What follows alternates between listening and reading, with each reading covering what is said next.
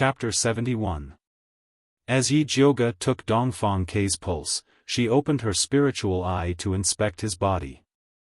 She saw that his organs were all black, and only his heart meridian had a ball of golden light protecting his heart. His pulse was also very strange, sometimes fast and sometimes slow. His liver, spleen, and kidneys were almost undetectable. This was clearly a sign of being poisoned. And looking at the condition of his body, it was a strange demonic poison that was even harder to deal with than the soul detachment demonic poison that Yi Yu had. Previously, she thought that Dongfang K was pretending to be crippled, but he was actually crippled. It was just that the love silk grass had temporarily suppressed the demonic poison in his body, allowing him to attack her. Now that she had forced the love silk grass out, the demonic poison that was out of control immediately rebounded and quickly invaded Dongfang K's organs.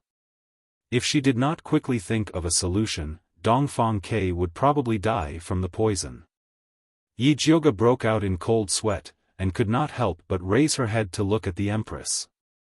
She could only see her red lipstick curling up slightly, revealing a pleased smile.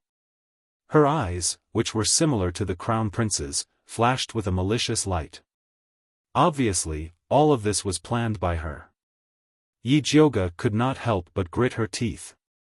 This Empress was truly scheming and ruthless, setting up a trap that was interconnected.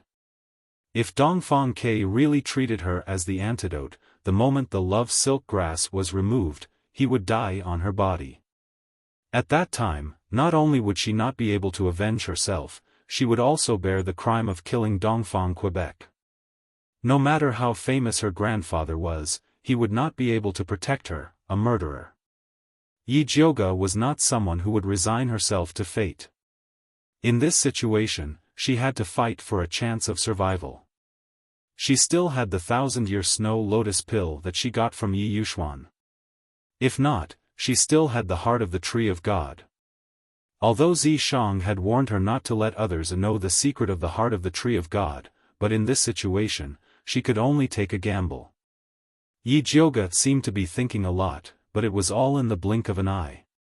After she made her decision, she leaped onto Dongfang K's body and shouted in panic, "Your Highness, what's wrong? Quickly wake up."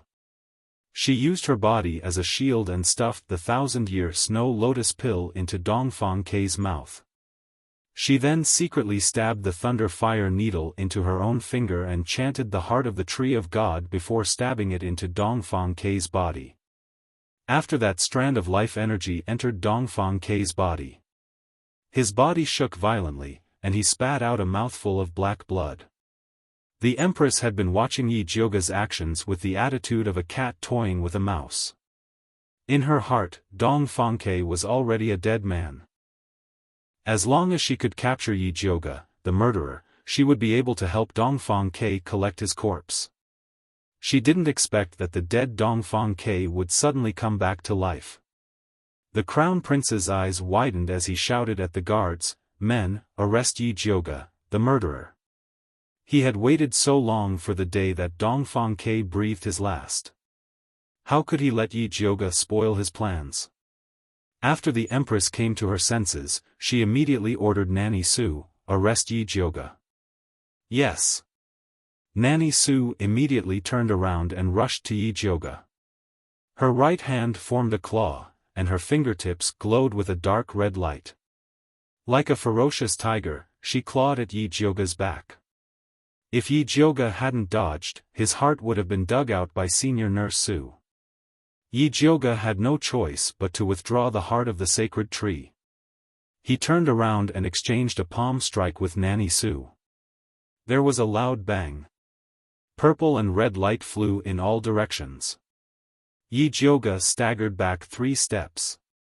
She felt her right hand go numb and painful. A cold evil energy flowed through her palm and into her body. This feeling was similar to that of the heretic cultivator in the basement. Yi Jioge looked up at Nanny Su in shock. He didn't think that this old woman was also a heretic cultivator, and she was even more powerful than that heretic cultivator. "Jioge, I advise you to obediently surrender." Even though you harmed seventh brother, you only wanted to save him. If Imperial Father blames you, I will definitely put in a good word for you in front of him.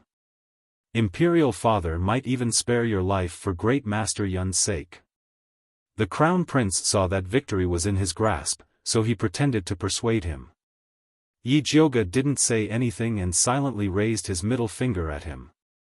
Even though the Crown Prince didn't understand the meaning of this gesture, he still understood that Yi Jioge was looking down on him. He was so angry that his face immediately turned red. This bitch, Yi Jioge, still dared to put on a brave front even when death was at hand. Once she was caught, he would definitely lock her in the dungeon and torture her day and night, making her wish that she was dead. The Empress' face also darkened. She said coldly to Nanny Su, "Don't waste time. Finish the battle quickly to avoid any more trouble." Nanny Su nodded in understanding, then turned and flew towards Dongfang, Quebec. A layer of dark red light faintly floated under her feet, carrying a strong murderous aura. It was obvious that she wanted to kill Dongfang K on the spot. Yi Jioge's pupils shrank. She took out a bone-softening pill from her sleeve and placed it in her palm. Once again, her palm met Nanny Su's. This time, Brother Yi Jio took 4 steps back. Nanny Su took 2 steps back. Yi Jioge's blood surged. She barely managed to swallow the blood in her throat, but a trickle still seeped out from the corner of her mouth. She raised the back of her hand to wipe away the blood at the corner of her mouth. She bent her body slightly and stood in front of Dongfang K in an attacking stance. Her expression was as fierce as a lone wolf's, carrying a frightening aura. It was as if she would take a bite out of anyone who dared to approach her. Nanny Su's expression was extremely unsightly. The hand she used to meet Yi Jioge's palm trembled slightly. Her palm was already completely red. She had been injured by Yi Jioge's bone-softening pill. Nanny Su had been by the Empress' side for so many years, but this was the first time she had been injured. Furthermore, the person who had injured her was Shang Jing's most famous good-for-nothing ugly girl. This kind of humiliation was unbearable. She was shocked and furious. She made up her mind to tear this damned girl into 1,000 pieces. She no longer suppressed her strength and used 10% of her power to strike Yi Jioge. A faint layer of light red light suddenly appeared on Nanny Su's body. It was like a protective barrier that enveloped her upper body. This was a protective spiritual light that only advanced spiritualists who were preparing to advance to spiritualists would have. Yi Jioge's pupils shrank. He never thought that Nanny Su would actually be an advanced spiritualist. She could not help but secretly complain. She was only a beginner spiritualist. Although she could rely on her powerful spirit power to defeat intermediate spiritualists, she was still lacking when it came to advanced spiritualists. Even if she wanted to use poison, it could not be used. Before it could land on Nanny Su's body, it was blocked by her protective spiritual light. In this critical moment, Yi Jioge could not help but call out in her heart, "Zi Shang, if you don't wake up, just wait for me to sleep with my corpse." Unfortunately, Zi Shang did not have the slightest reaction. Seeing that Nanny Su's dark red palm was about to strike, Yi Jioge wanted to dodge but did not dare to. If Nanny Su's palm landed on Dongfang K, who was behind her, even if she survived, she would not be able to wash away the crime of murdering a prince. Chapter 72. Just as Yi Jioge was about to fight Wet Nurse Su, the palace maids and eunuchs' panicked voices came from the door, "This servant greets your majesty." "Long live your majesty." The emperor was here. Wet Nurse Su was stunned by this sudden news. Yi Jioge took the chance to pick up Dongfang K and run toward the door. Wet Nurse Su didn't dare to chase after Dongfang K in front of the emperor, so she quickly returned to the empress' side. The empress glared at Wet Nurse Su and put on a dignified and virtuous face as she walked toward the door. A bright yellow figure appeared at the door. Xian Wu Emperor strode in. He was 7 feet tall, his skin was slightly dark, and he had a short beard.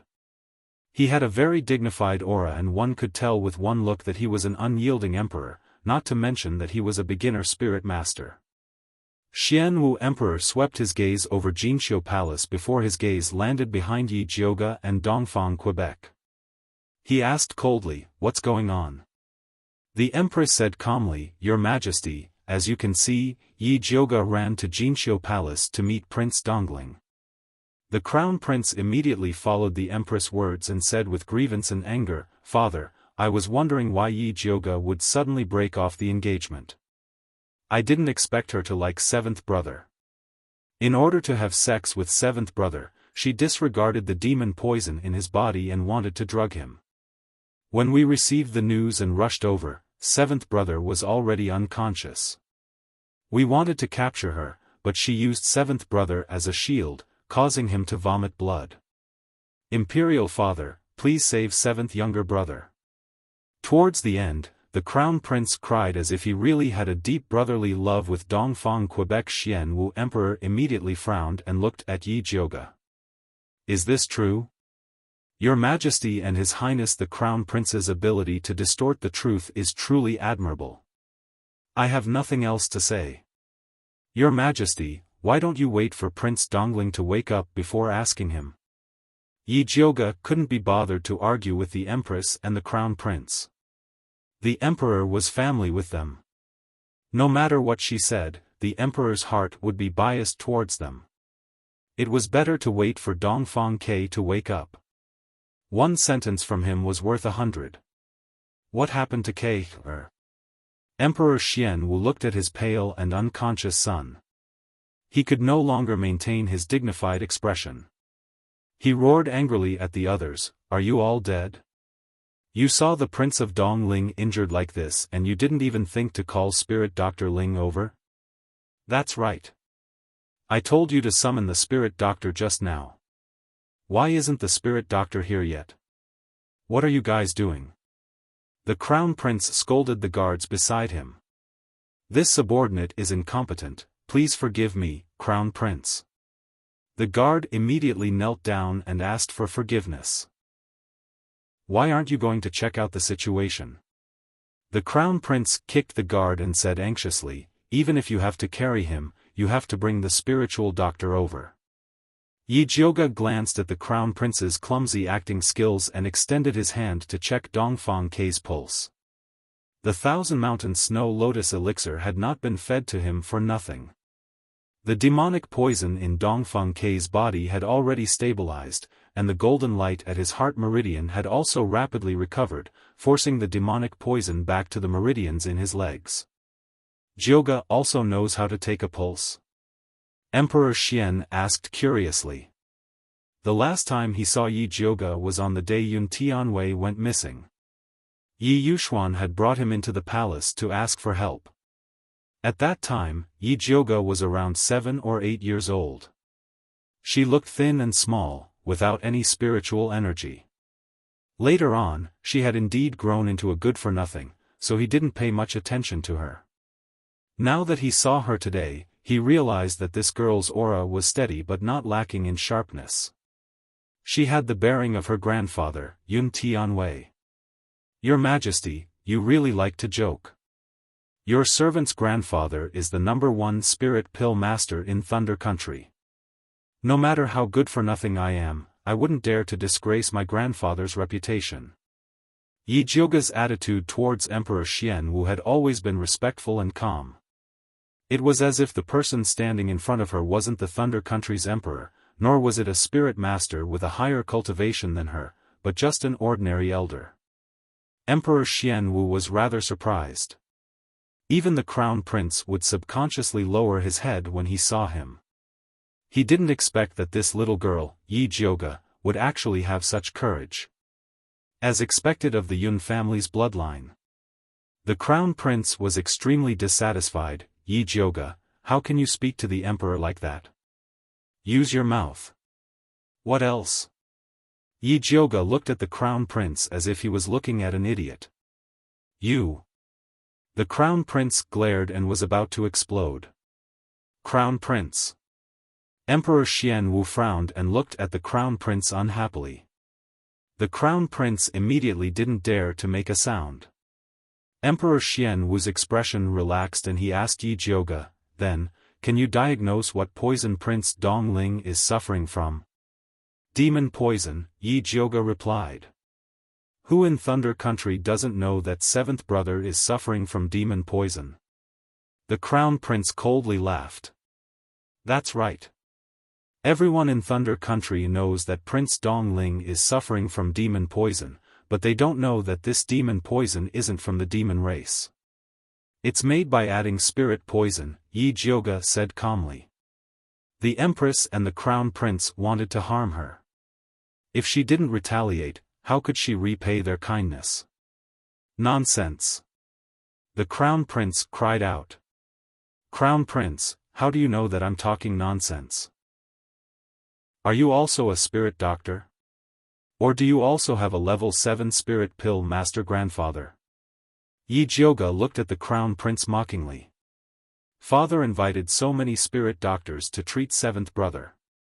They all said that seventh brother is suffering from demon poison, the Crown Prince retorted.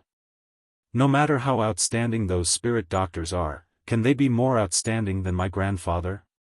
Yi Jioge looked at the Crown Prince with disdain. Your grandfather, Master Yun, is outstanding, not you. Now that Master Yun isn't here, how can you be sure that seventh brother isn't suffering from demon poison? The Crown Prince said. Because the antidote pill I gave Prince Dongling can suppress the poison in his body.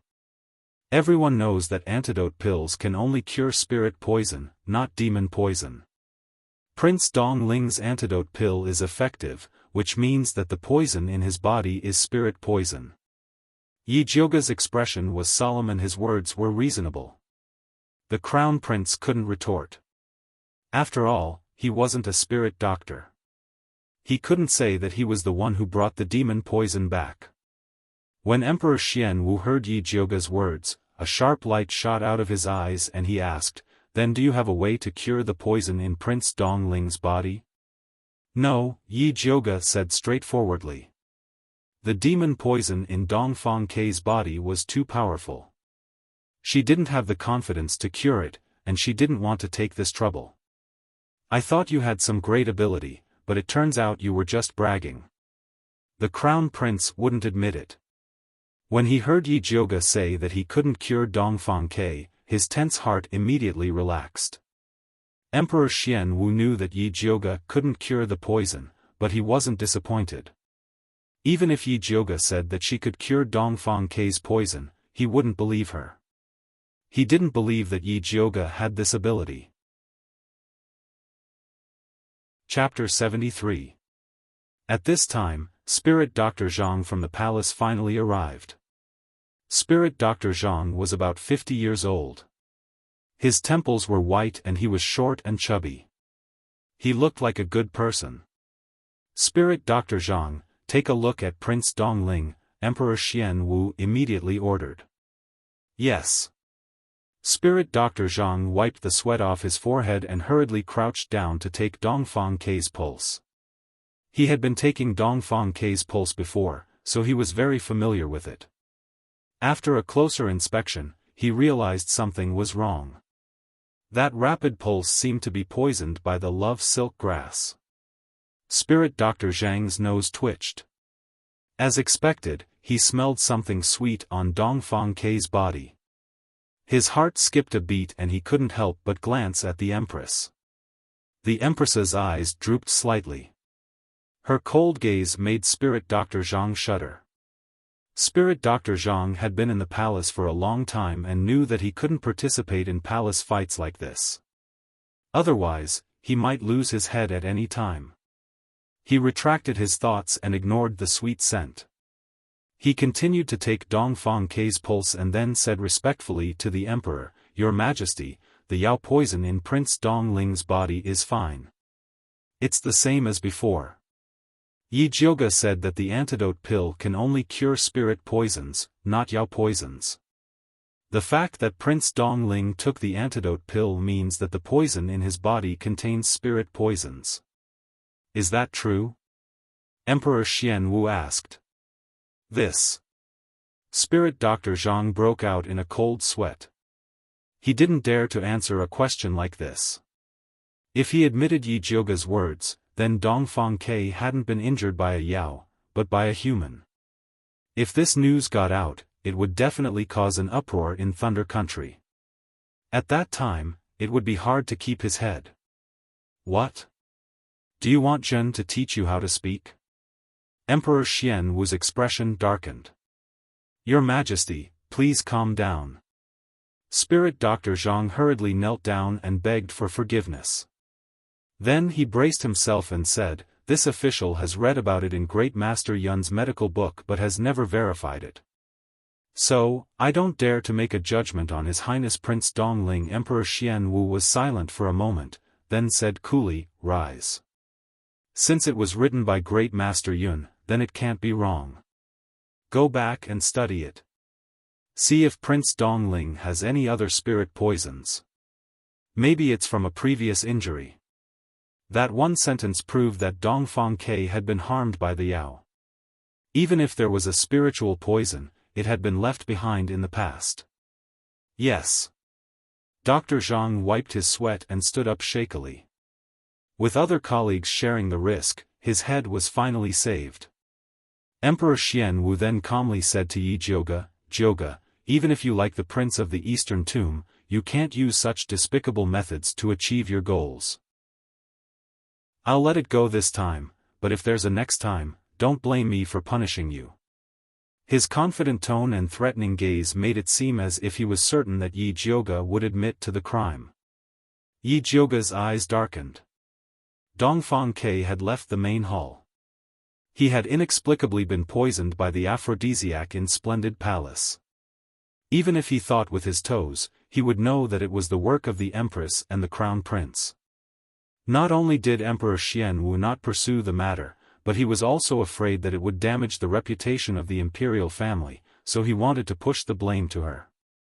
What a good plan. If it was the Yi Jiuge of the past, he would probably have to suffer. However, Yi Jiuge did not intend to accept this shameless accusation. When Emperor Xian Wu saw that Yi Jiuge did not reply, he instantly frowned and said unhappily, Jiuge, do you have an opinion against me? Nonsense, if you want me to be the scapegoat, do you think I have to accept it with a smile? Yi Jiuge really wanted to curse Emperor Xian Wu, but she still endured it. I don't have an opinion, but I'm afraid that the Prince of the Eastern Tomb will. Yi Jiuge squatted down and injected another needle into Dongfang Ke's body. When she took Dongfang Ke's pulse just now, she found that he was already awake. He was just pretending to be unconscious. Now, Emperor Xian Wu wanted her to be the scapegoat for poisoning the prince. If Dongfang Ke still did not wake up and clear her name, she did not mind injecting him a few more times. Dongfang Ke's fan-like eyelashes trembled slightly after Yi Jiuge pricked him with the needle. He finally opened his eyes. Imperial Father, why are you here? Dongfang Ke looked at Emperor Xian Wu with a confused expression. His tone was filled with doubt. Imperial Father heard that you fainted in Splendid Palace, so I specially came to see you. How do you feel now? Emperor Xian Wu asked with concern. Your son's head hurts. Dongfang Ke forcefully pinched his temples and acted as if he was recalling something. Then he said, your son remembers that the Empress just sent a message to your son. She said that someone was waiting for me in Splendid Palace and wanted to talk about some matters regarding Imperial Mother. Where is she now? The Empress? Emperor Xian Wu's eyebrows jumped, and he immediately looked at the Empress. He knew very well that this was most likely the Empress's doing. However, his son was fine, and the person they were dealing with was insignificant trash, Yi Jiuge, so he wanted to turn a blind eye. But now, Dongfang Ke even brought up the deceased imperial noble consort. He could no longer pretend to be deaf and mute. After all, the Bai family was still guarding the borders of Dongfang Quebec, Prince of the Eastern Tomb. I didn't send anyone to send you a message. Did you remember wrongly? The Empress replied calmly. She was not at all worried that Emperor Xian Wu would blame her. She knew Emperor Xian Wu too well. As long as she was still useful, he would not touch her. Perhaps. Emperor Xian Wu looked down and said calmly. The Empress had always been ruthless and did not leave anyone alive. Even if he said that he had been poisoned by the love silk grass, he would not be able to find the culprit. Instead, it would make his father suspicious. It was better not to say anything. That's right, Your Highness Prince of the Eastern Tomb, just now His Highness said that I drugged you with love silk grass and wanted to force myself on you. How do you feel now? Yi Jioge asked sincerely from the side. Ridiculous, preposterous. Dongfang Ke sneered. His black eyes were like sharp blades as he looked at the crown prince. I fell asleep as soon as I entered Splendid Palace. No one drugged me at all. Even if second brother is dissatisfied with Miss Yi because of the engagement, you can't accuse me like this. The crown prince's expression changed. He wanted to ask spirit Dr. Zhang to testify that Dongfang Ke had indeed been drugged. However, he also knew that if they continued arguing, it would not be good for him and the Empress. He forced out a smile and said, Second brother has misunderstood. Second brother, although Master Yun isn't in Thunder Country, you can't bully Miss Yi like this. Miss Yi is Master Yun's only descendant. It's fine that you broke off the engagement without permission, but how can you slander her so casually? If this gets out, others will think that you're an ungrateful, heartless man who's worse than pigs and dogs. Dongfang Ke seriously lectured the crown prince like he was his grandson. The crown prince's face turned green and white. However, seeing that Emperor Xian Wu did not say anything, he endured it. Yi Jioge did not think that the seemingly quiet Dongfang Ke would have such a venomous tongue. He could not help but praise him in his heart. He did not think that Dongfang Ke was not enough to make the crown prince speechless. He continued to ask, Second brother, am I right? Chapter 74. Just as the crown prince's face turned ashen and he was about to explode, Xian Wu Emperor finally spoke. Since it's a misunderstanding, let's talk it out. Ke, your body isn't well, go back and rest. Then he gave a look to the head eunuch beside him. Guards carried the wheelchair in. The leader was Lei Peng, whom Yi Jioge had seen at the back mountain of Putua Temple. His eyes were filled with anxiety. He reached out to help Dongfang Ke up but was rejected. Eldest Miss Yi, can you help this king? Dongfang Ke looked calmly at Yi Jioge. His eyes were as clear as the lake, calm and serene. Of course. Yi Jioge helped Dongfang Ke up and then pushed his wheelchair out of Jinqiu Palace. The Empress didn't say anything from beginning to end. Her cold gaze followed her like a shadow. Yi Jioge pushed Dongfang Ke to the imperial garden and saw Aunt Hongxiu standing there anxiously. Seeing them, she quickly walked up and asked, Your Highness, are you all right? This king is fine, thanks to eldest Miss Yi helping me expel the poison, Dongfang Ke said calmly. He knew very well that if Yi Jioge hadn't saved him, he might have died in Jinqiu Palace. Thank you, eldest Miss Yi. Aunt Hongxiu looked gratefully at Yi Jioge. If she hadn't promised herself, she wouldn't have been able to make up her mind to ask the emperor for help. Aunt Hongxiu, you're too polite. Didn't you save me too? Yi Jioge smiled. Aunt, let's talk later. Lei Peng glanced warily at the imperial garden. This place was filled with the empress' eyes and ears. It really wasn't a good place to chat. Alright, then this servant will return to Jinqiu Palace. Aunt Hongxiu bowed to Dongfang Ke and then quickly left. If eldest Miss Yi has time, can you take this king back? Dongfang Ke still had many things to ask Yi Jioge, especially about the demon poison in his body. Sure.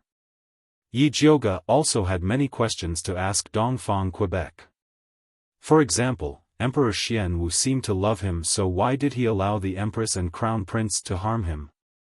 He wasn't even willing to talk about the demon poison in Dongfang Kei's body, much less admit that Dongfang Kei had been harmed. The palace was full of mysteries, and she really wanted to figure them out. After all, the Empress, the Crown Prince, and Emperor Xianwu, who wanted to make her a scapegoat, were all her enemies. Dongfang Kei's royal residence was built in the East Main Street's gourd alley. Those who resided here were all descendants of the royal family, and they were all from prestigious families. Even so, his imperial residence was the most magnificent on the entire street. This was enough to show how much Emperor Xianwu doted on him. Yi Jiuge followed Dongfang Kei into the luxurious palace. An intermediate spiritualist elder with white hair and beard approached him with a straight body. Seeing Yi Jiuge by Dongfang Kei's side, although he was surprised, he did not show it on his face. He respectfully bowed to Dongfang Kei and asked, "Your Highness, do you have any instructions?" "Old He, Ben Wang wants to go to the study to discuss some matters with Miss Yi. Help Ben Wang prepare some refreshments to entertain her," Dongfang Kei instructed. "Yes." Old He nodded and went to prepare personally. When Yi Jiuge followed Dongfang Kei into the study, he saw a cup of steaming hot spiritual tea on the table, the refreshing fragrance of the tea permeating the entire room. On the white jade plate were red pastries in the shape of flower petals, which looked very delicious. "Miss Yi, please sit." After Dongfang Kei politely invited Yi Jiuge to sit, he pushed the wheelchair to the back of the study. Lei Peng immediately left the study with his people, not forgetting to close the door. "May I know what Prince Dongling wishes to discuss with me?" After Yi Jiuge sat down, she picked up the teacup and took a sip. The fragrance lingered in her mouth, it was indeed a high-grade spiritual tea. She then tasted a piece of pastry. It was sour and sweet, with the faint fragrance of roses, making one want to eat more after eating it. Dongfang Kei waited for Yi Jiuge to finish eating before asking, "Miss Yi, you said that the demonic poison in my body was mixed with spiritual poison. Is that true?" "It's not true. I said it on purpose to provoke the Empress and the Crown Prince. You're probably poisoned by a Class 5 demonic beast, but I can't deduce what kind of beast it is." Yi Jiuge put down the teacup. She mainly cultivated in poisons of the human race, so she was not very familiar with poisons of the demonic race. She could only wait for Zishang to wake up before asking him. If she could confirm the source of the demonic poison, she might even be able to think of a way to cure Dongfang Quebec. However, there was no need to let Dongfang Kei know about this in advance. After all, the greater the hope, the greater the disappointment. "I see." Dongfang Kei was rather disappointed when he heard Yi Jiuge's reply. If the demonic poison in his body was mixed with spiritual poison, then it meant that these conflicts were within the human race. However, if it was pure demonic poison, then it meant that the Empress and the Crown Prince had already colluded with the demonic race. This was definitely not something he did not want to see. Yi Jiuge did not know of Dongfang Kei's worries and comforted him, "Your Highness, there is no need to be so nervous. Although the demonic poison in your body is difficult to cure, at least it won't take your life." He just couldn't walk. "Miss, since you have a way to suppress the demonic poison in my body, can you help me get rid of it?" Dongfang Kei pulled himself together and asked. "I'm sorry, I don't have a way right now. Previously, I used a 1,000-year-old snow lotus pill that grandfather left for me to barely suppress your demonic poison."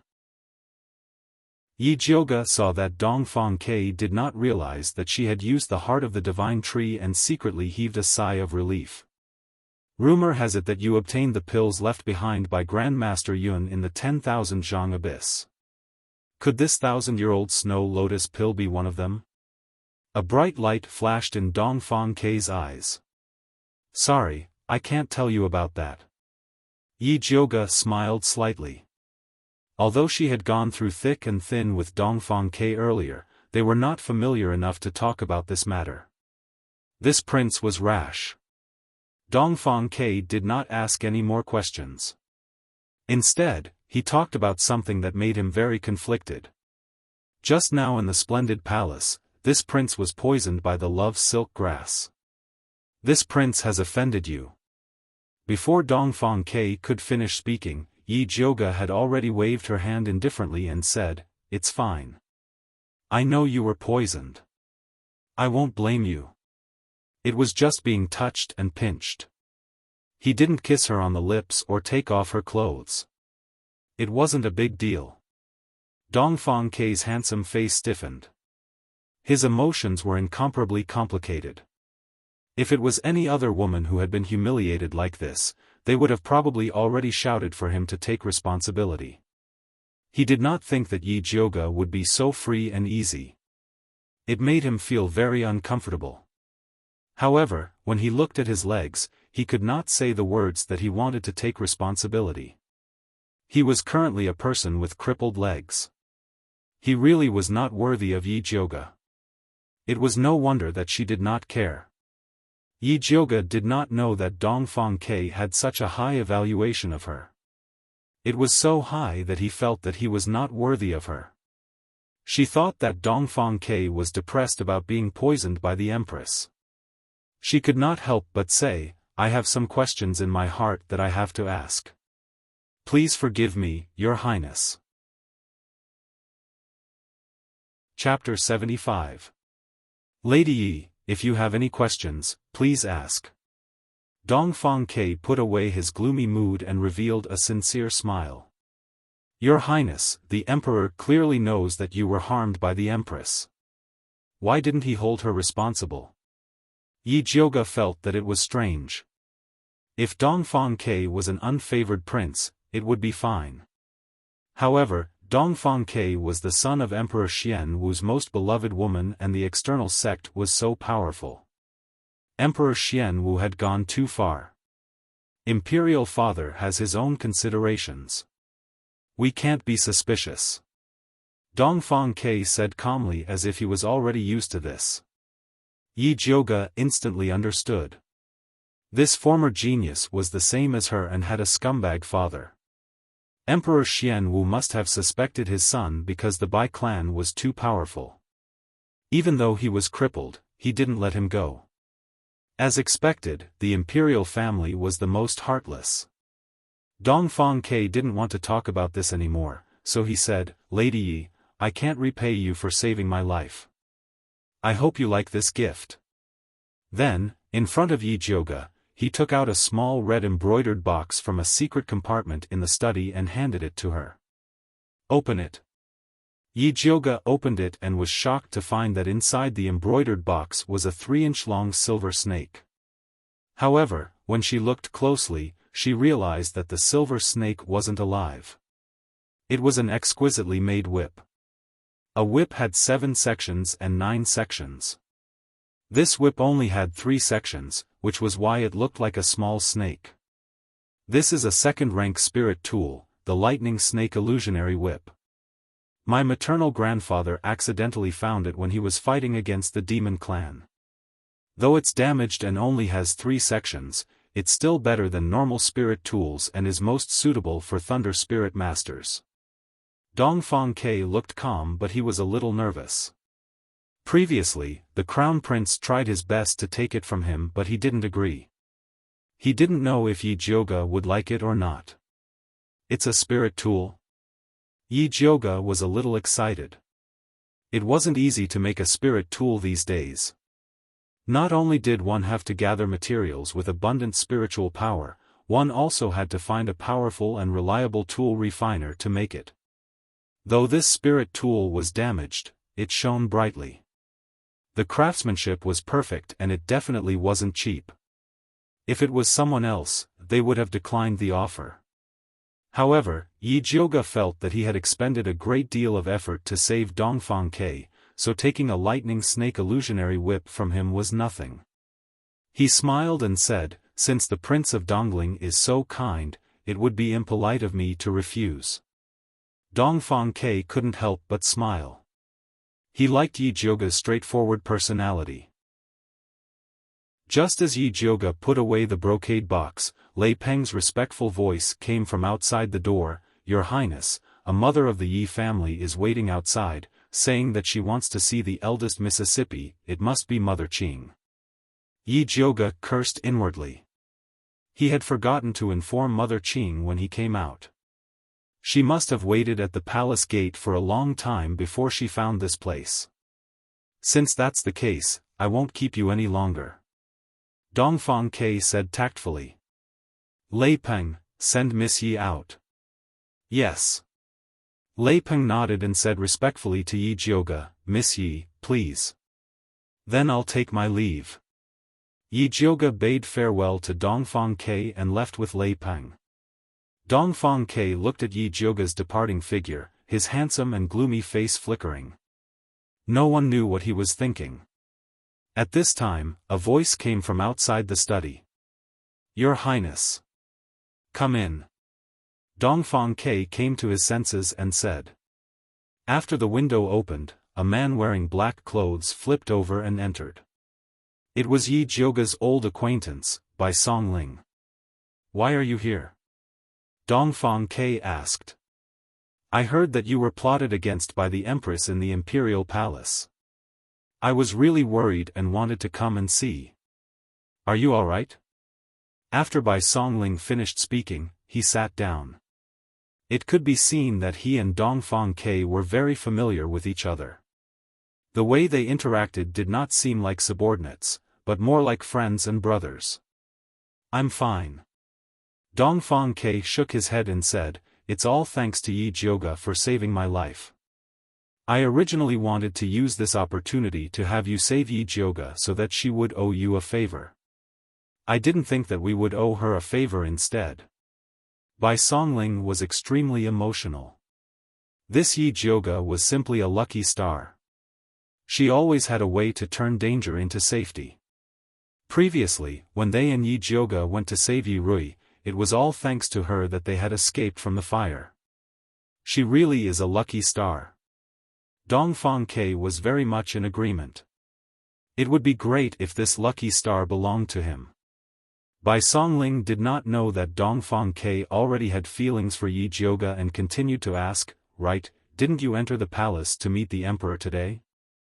How did you fall for the Empress scheme? The Empress is becoming bolder and bolder. She dares to act against this prince in front of Imperial Father." Dongfang Ke's expression immediately darkened. Emperor Xianwu had previously obtained a flask of spirit wine that could consolidate and increase one's cultivation. He had taken it out to share with his sons. A flask of spirit wine was poured out according to the age of the princes. Because the great imperial prince had died prematurely, it started from the crown prince. When he arrived in front of Dongfang Ke, he faintly felt that something was wrong. He secretly used a silver needle to test the spirit wine, but there was no problem. Because everyone was drinking the same wine, he had no evidence and could not turn hostile, so he still drank it. After drinking it, he quickly discovered that he had been poisoned. He wanted to go to Splendid Palace to find Aunt Hongxiu for help before the drug took effect, but he had not expected to run into Yi Jioga. The Empress is becoming more and more arrogant, but His Majesty is actually not doing anything. Bai Songling frowned. The Empress had really gone crazy to act in front of His Majesty. However, the craziest thing was that His Majesty had actually endured it. "I can't see through Imperial Father's actions these past few years." Dongfang Ke looked out the window. His dark eyes were as deep as an abyss, revealing a heavy melancholy. When his lady mother was still alive, Imperial Father had truly cared for him. However, ever since his lady mother passed away, Imperial Father had completely changed. His concern for him was filled with hypocrisy and was completely done for others to see. "I think you should enter the palace less in the future. These past few years, the Empress has obtained many strange poisons from the Su family. Even if you can hide for a while, you can't hide forever." Bai Songling said worriedly. I will be careful in the future. Dongfang Ke knew that Bai Songling was worried about him. He also felt that the Empress' methods were becoming more and more difficult to guard against. For example, the cup of spirit wine today. He did not know what method the Empress had used to conceal the unique fragrance and sticky sweetness of the love silk grass. Not only could the silver needle not detect it, but he also did not feel any strange smell after drinking it. Until the poison took effect, he had not thought that he had been poisoned by the love silk grass. Chapter 76. Bai Songling thought of something and hurriedly asked Dongfang Ke, I heard that Yi Jioga can use needles to force out the love poison in your body, then does she have a way to cure it? She said no. Dongfang Ke recalled the 1,000-year-old snow lotus pill that Yi Jioga had mentioned and asked Bai Songling, have you heard her talk about the 10,000 feet abyss? No. Bai Songling shook her head. They weren't that familiar with Yi Jioga. Go back and check it out. Although Dongfang Ke was in a daze at the time, he could still vaguely remember that after he had consumed a pill, there had been an extremely strong life force that had awakened his life force. But looking at Yi Jioga's attitude, it seemed that he wouldn't easily tell him this secret. Just as Dongfang Ke had Bai Songling investigate the matter of Yi Jioga being transferred into the 10,000 zhang abyss, the Empress of the Phoenix Ritual Palace was also asking the Crown Prince, did Yi Jioga really obtain some sort of treasure in the 10,000 zhang abyss? I don't know either. I heard that she claimed that she obtained a treasure left behind by Yun Tianwei at the bottom of the 10,000 zhang abyss. That was how she managed to recover her cultivation. The Crown Prince shook his head. He knew that it was impossible for Yun Tianwei to still be alive, and it was even more impossible for him to leave behind any artifacts in the 10,000-foot abyss for Yi Jioga, so he didn't take this matter to heart. There's no smoke without fire. Even if Yi Jioga didn't obtain Yun Tianwei's pill, he must have obtained some kind of treasure. The Empress raised her slender eyebrows. She was very dissatisfied that the Crown Prince had neglected such an important piece of information. That's what I thought at first, but when I sent people to investigate, I found that she didn't have any treasures on her. The Crown Prince hurriedly explained. He had privately sent many people to investigate, but they did not find any useful information. Later on, with the incident with Yi Yu, he stopped investigating. Even if Yi Jioga obtained the treasure, she wouldn't be able to use it openly. Send people to keep a close eye on her. If there's a chance, capture her and interrogate her properly. This consort doesn't believe that we won't be able to get anything out of her. As the Empress spoke, she scrutinized her long red nails. Her voice was calm but filled with murderous intent. She had originally wanted to spare Yi Jioga's little life, but she had courted death and stood on Dongfang Ke's side. She wanted to use the news of Yi Jioga's death to prove to everyone that being with Dongfang Ke would not end well. Yes, your son will go and do it now. The Crown Prince nodded his head respectfully. You can go and do your work now. Yi Jioga did not know that he had already been targeted by Dongfang Ke and the Empress. After she boarded the carriage, she was nagged by Mama Qing non-stop. Eldest miss, even if you want to repay Prince Dongling's kindness, you can't lose yourself in it. How can we participate in the battle between the royal families? Yes, I understand. Yi Jioga nodded perfunctorily. Big miss, this old servant doesn't care about other things, but you must listen to this old servant. Mother Qing was anxious. Previously, when eldest miss beat up the Crown Prince on the street, people would at most say that her love turned into hatred and she flew into a rage out of humiliation. She just laughed it off. But if the first young miss really stood on Dongfang Ke's side and opposed the Crown Prince, then it would be a battle between factions, and if they were not careful, they would attract a great calamity. Mother Qing, I know you care about me. But don't worry, I know what I'm doing. I definitely won't fall for it. Yi Jioga comforted Mother Qing. The current situation was that the Empress and the Crown Prince had already determined that she was in cahoots with Dongfang Quebec. Even if she wanted to escape, it would be impossible. However, Yi Jiuge's comforting words could not make Mother Qing shut up. After returning to Purple Forest Park, Mother Qing was still incessantly advising Yi Jiuge not to play with fire. She should obediently stay at home and be a well-bred young lady. After a few years, she should find a good family to marry. Yi Jiuge was extremely annoyed by Mother Qing's nagging. In order to divert her attention, she took out the spiritual tool that Dongfang Ke had given her. Mother Qing, look at what this is. Ah, where did you get this snake? Mother Qing was shocked by the silver snake in the box. This isn't a snake, this is the second-grade spiritual tool, Lightning Serpent Illusion Whip. Seeing that Mother Qing was shocked, Yi Jiuge couldn't help but reveal a proud smile, like a child who had successfully pulled a prank. This is the legendary spiritual tool. Mother Qing couldn't help but widen her eyes. She looked at the small silver snake as if she was looking at a peerless treasure. She wanted to touch it, but didn't dare to. Yi Jiuge picked up the whip and poured his spiritual power into it. The slumbering silver snake seemed to have woken up. It quickly grew from 3 inches to 7 feet long, and its entire body flashed with purple lightning. Yi Jiuge casually threw it at a strange stone placed in the courtyard. There was a loud bang. That huge stone turned into powder. This power was double of her usual attack. No wonder spirit practitioners wanted a spiritual tool even in their dreams. Eldest Miss, this spiritual tool is not cheap. Mother Qing was also a cultivator. Seeing such a treasure, she naturally couldn't bear to part with it. Without several tens of thousands of gold, I don't think I can get it. This was still her conservative estimate. Several tens of thousands of gold? Mother Qing's eyes widened. The most silver she had seen in her life was only a few thousand silver taels. Several tens of thousands of gold for a spiritual whip, it really opened her eyes. Come, Mother Qing, you give it a try. Yi Jiuge handed the spiritual whip to Mother Qing.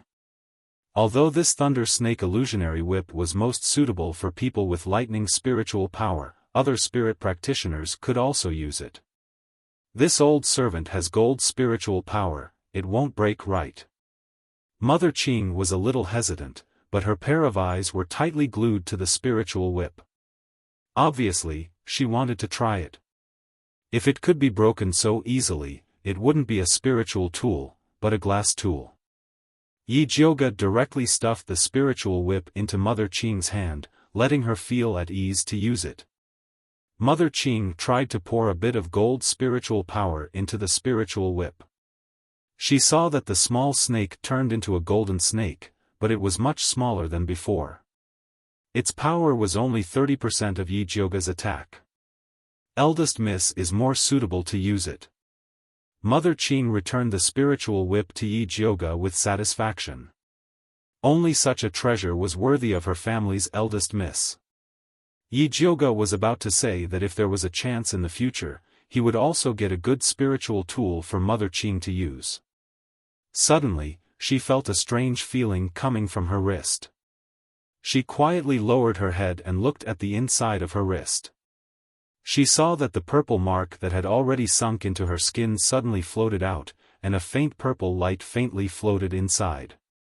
It was obvious that Zishang, who had been sleeping for a long time, was about to wake up. Yi Jiuge remembered that she still owed Zishang 2 kisses. Afraid that he would wake up and ask for them, she hurriedly said to Mother Qing, "I'm tired, I want to go rest first. Do you want this old servant to prepare a hot bath for you?" Mother Qing thoughtfully asked. She felt that it would be more comfortable to rest after bathing. Yi Jiuge's face darkened. He felt that Mother Qing wanted to wash her clean and send her to Zishang to taste. Chapter 77. Eldest Miss, did this old servant say something wrong? Mother Qing saw eldest Mrs. ugly expression and thought that her nagging had angered eldest Mississippi. No. Yi Jioga quickly shook her head and pretended to be worried. I just thought that father hasn't sent anyone to question me even though I've been back for so long. I wonder what's going on. You know that I offended Her Majesty the Empress in entering the palace this time. I'm afraid father won't forgive me. This old servant will go to the Zhengyuan to find out. Mother Qing's face tightened and she immediately said nervously. Usually, Master didn't like eldest young Mississippi. Now that eldest young Miss had offended the Empress and was related to Prince Dongling, Master probably wanted to eat eldest young Mississippi. She had to find out Master's movements. Yi Jioga saw that Mother Qing had left and then walked into her room. Just as she closed the door, Zi Shang's demonic and impetuous voice sounded in her ears. Xiao Jioga has become bolder and bolder in this honored one's absence. Then, she fell into a familiar embrace. Her nose was filled with Zi Shang's unique cold fragrance. Yi Jioga found that Zi Shang's voice was not right and quickly turned to look at him. What do you mean? This honored one should have told you not to reveal any information about the heart of the Tree of God. This disobedient girl had used the heart of the Tree of God to save a human prince. If he hadn't woken up in time and sealed off the presence of the Tree of God, those old geezers hiding in the palace would have immediately appeared and eaten her alive. Yi Jioga looked at Zi Shang's cold handsome face. That pair of purple vertical pupils stared at her with suppressed anger. Under Zi Shang's aggressive purple eyes, she felt inexplicably guilty. It was as if she was a restless woman who had been caught in the act by her husband who had returned from outside. Pa. Zi Shang wasn't her husband. Yi Jioga tossed that damned thought out of his mind and explained, the situation was dire at the time. If I didn't save Dongfang Ke, the Empress would pin the crime of murdering a prince on my head. At that time, I wouldn't be able to keep my life. Zi Shang's eyes narrowed as he looked at Yi Jioga. His eyes were so bright that they seemed to be able to see through everything, and he seemed to be weighing whether her words were true or not. Yi Jioga looked at him calmly and said, I am not related to Dongfang Ke, why should I risk my life to save him? At the end of the day, I am only trying to save myself. Is that so? You're not related to him at all. Why would you allow him to touch you like that? Zi Shang's eyes revealed a dangerous aura.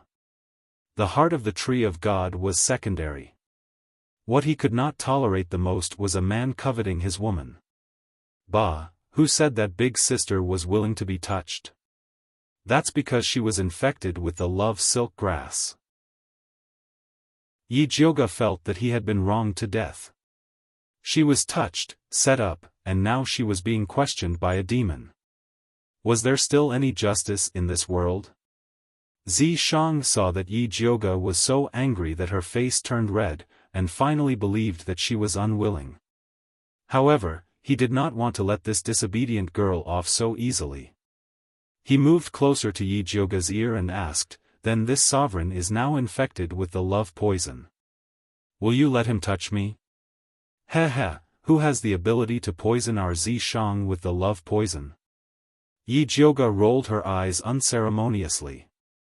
She did not even know how to prepare a draft when lying.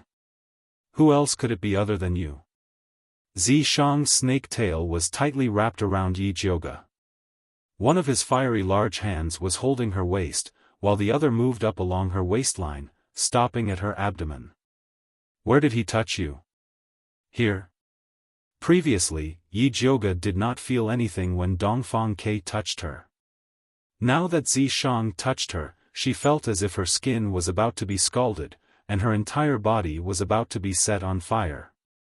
Yi Jioga's face turned red, and she slapped Zi Shang's hand away. She put on a fierce expression and said, Don't touch me. This sovereign will ask you again. Did he touch you here? Zi Shang's hand was pressed against Yi Jioga's abdomen without moving. It's none of your business.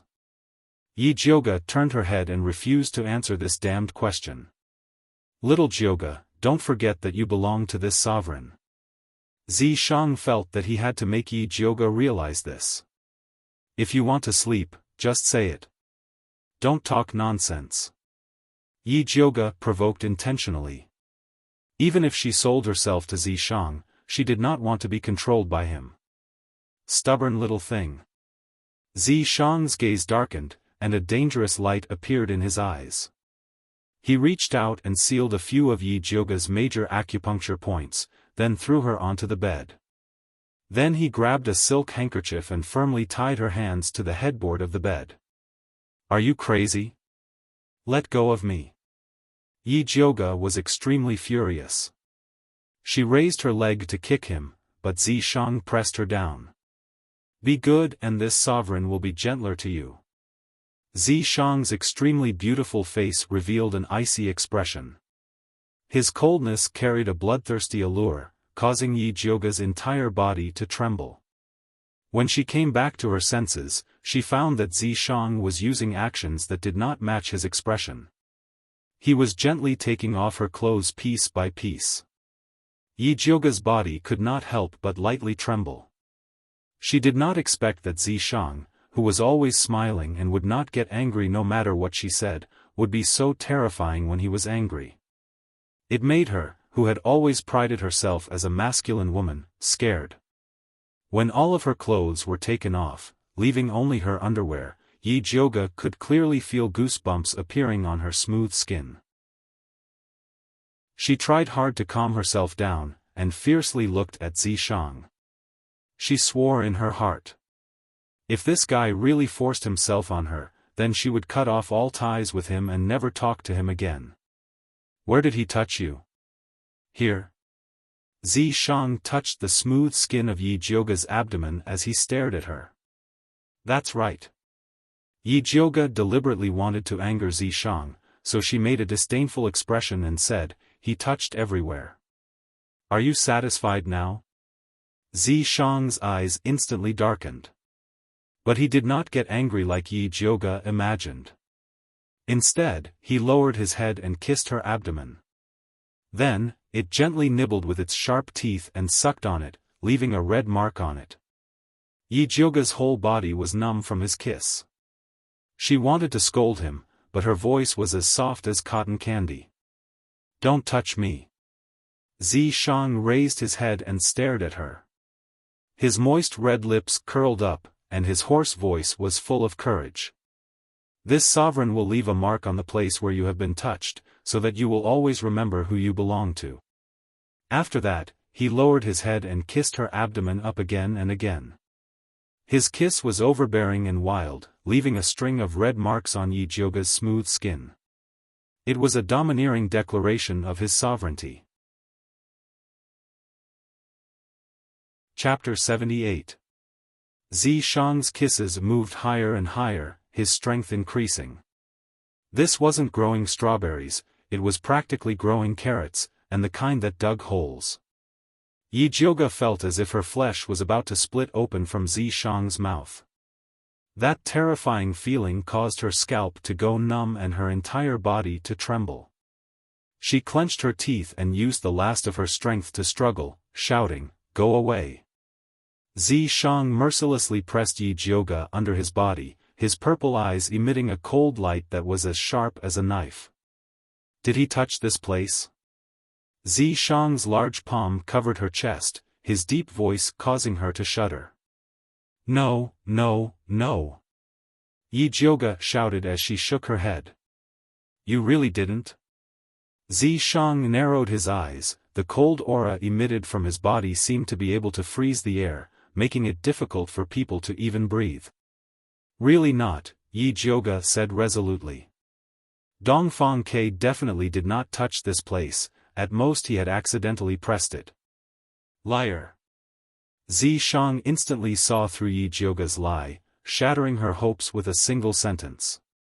He suddenly lowered his head and bit her on the mouth, rolling around heavily.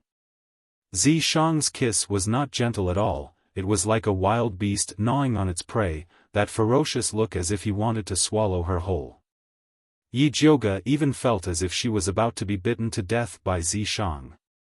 If the heavens gave her another chance, she would definitely not let Dongfang Ke take even half a step closer to her.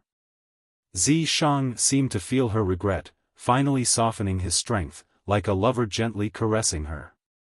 Yi Jiuge discovered that Zi Shang's gentleness was even more deadly.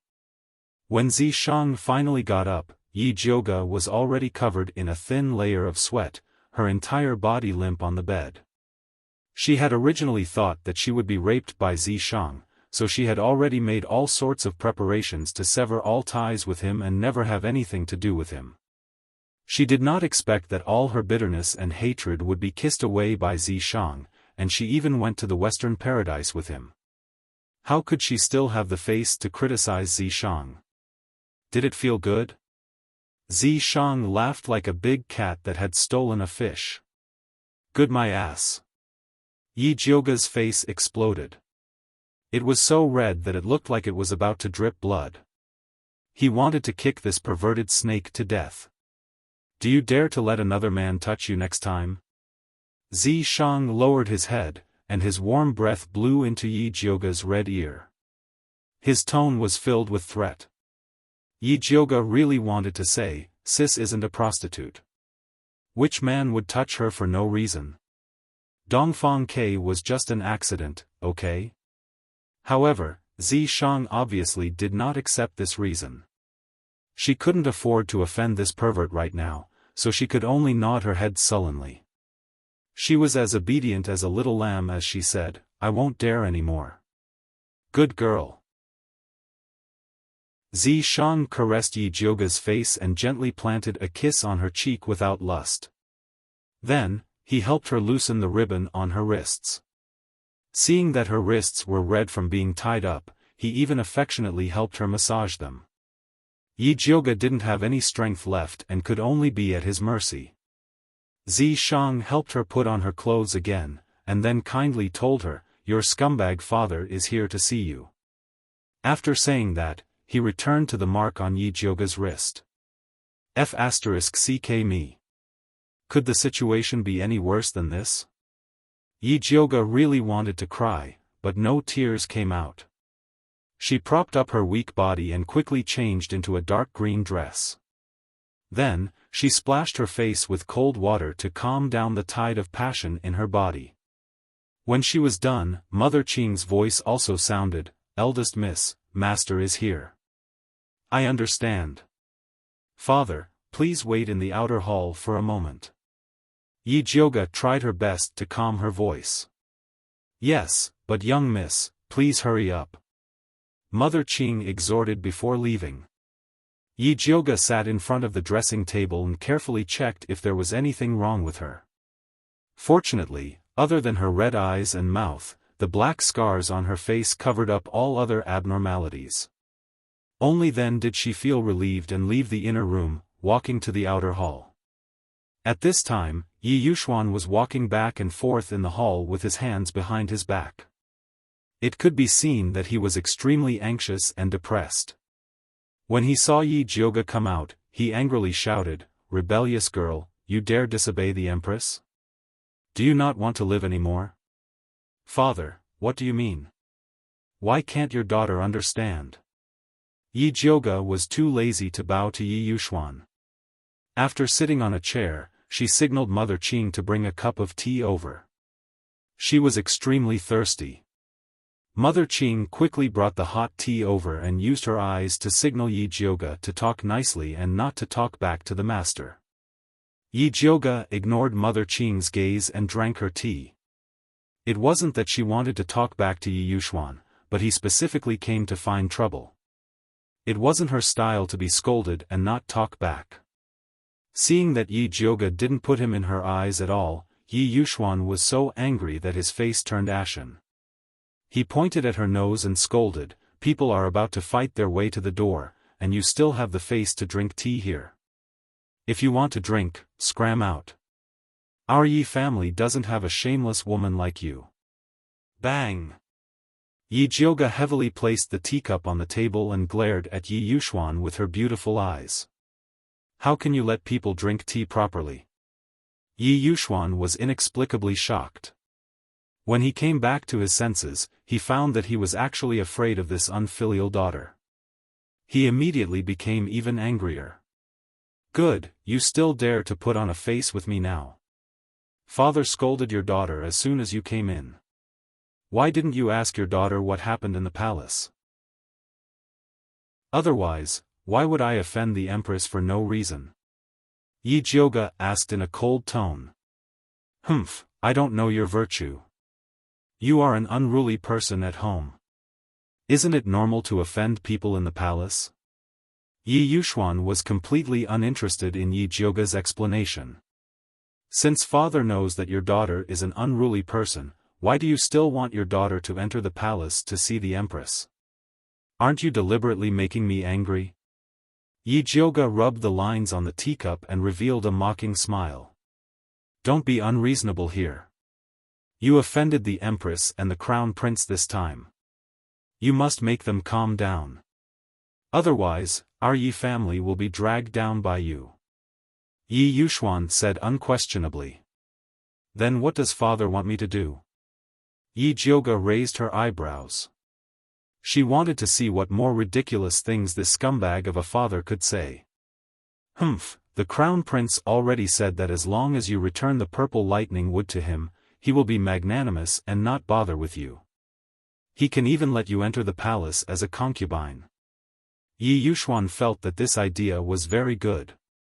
Not only could it make the crown prince calm down, it could also get rid of Yi Jiuge, this troublemaker. It was killing two birds with one stone. Previously, he thought that Yi Jiuge had really obtained some treasure in the 10,000 zhang abyss, which was why he tolerated her. He didn't think that Yi Jiuge would become so infuriating. Even if there was a treasure, he didn't want it.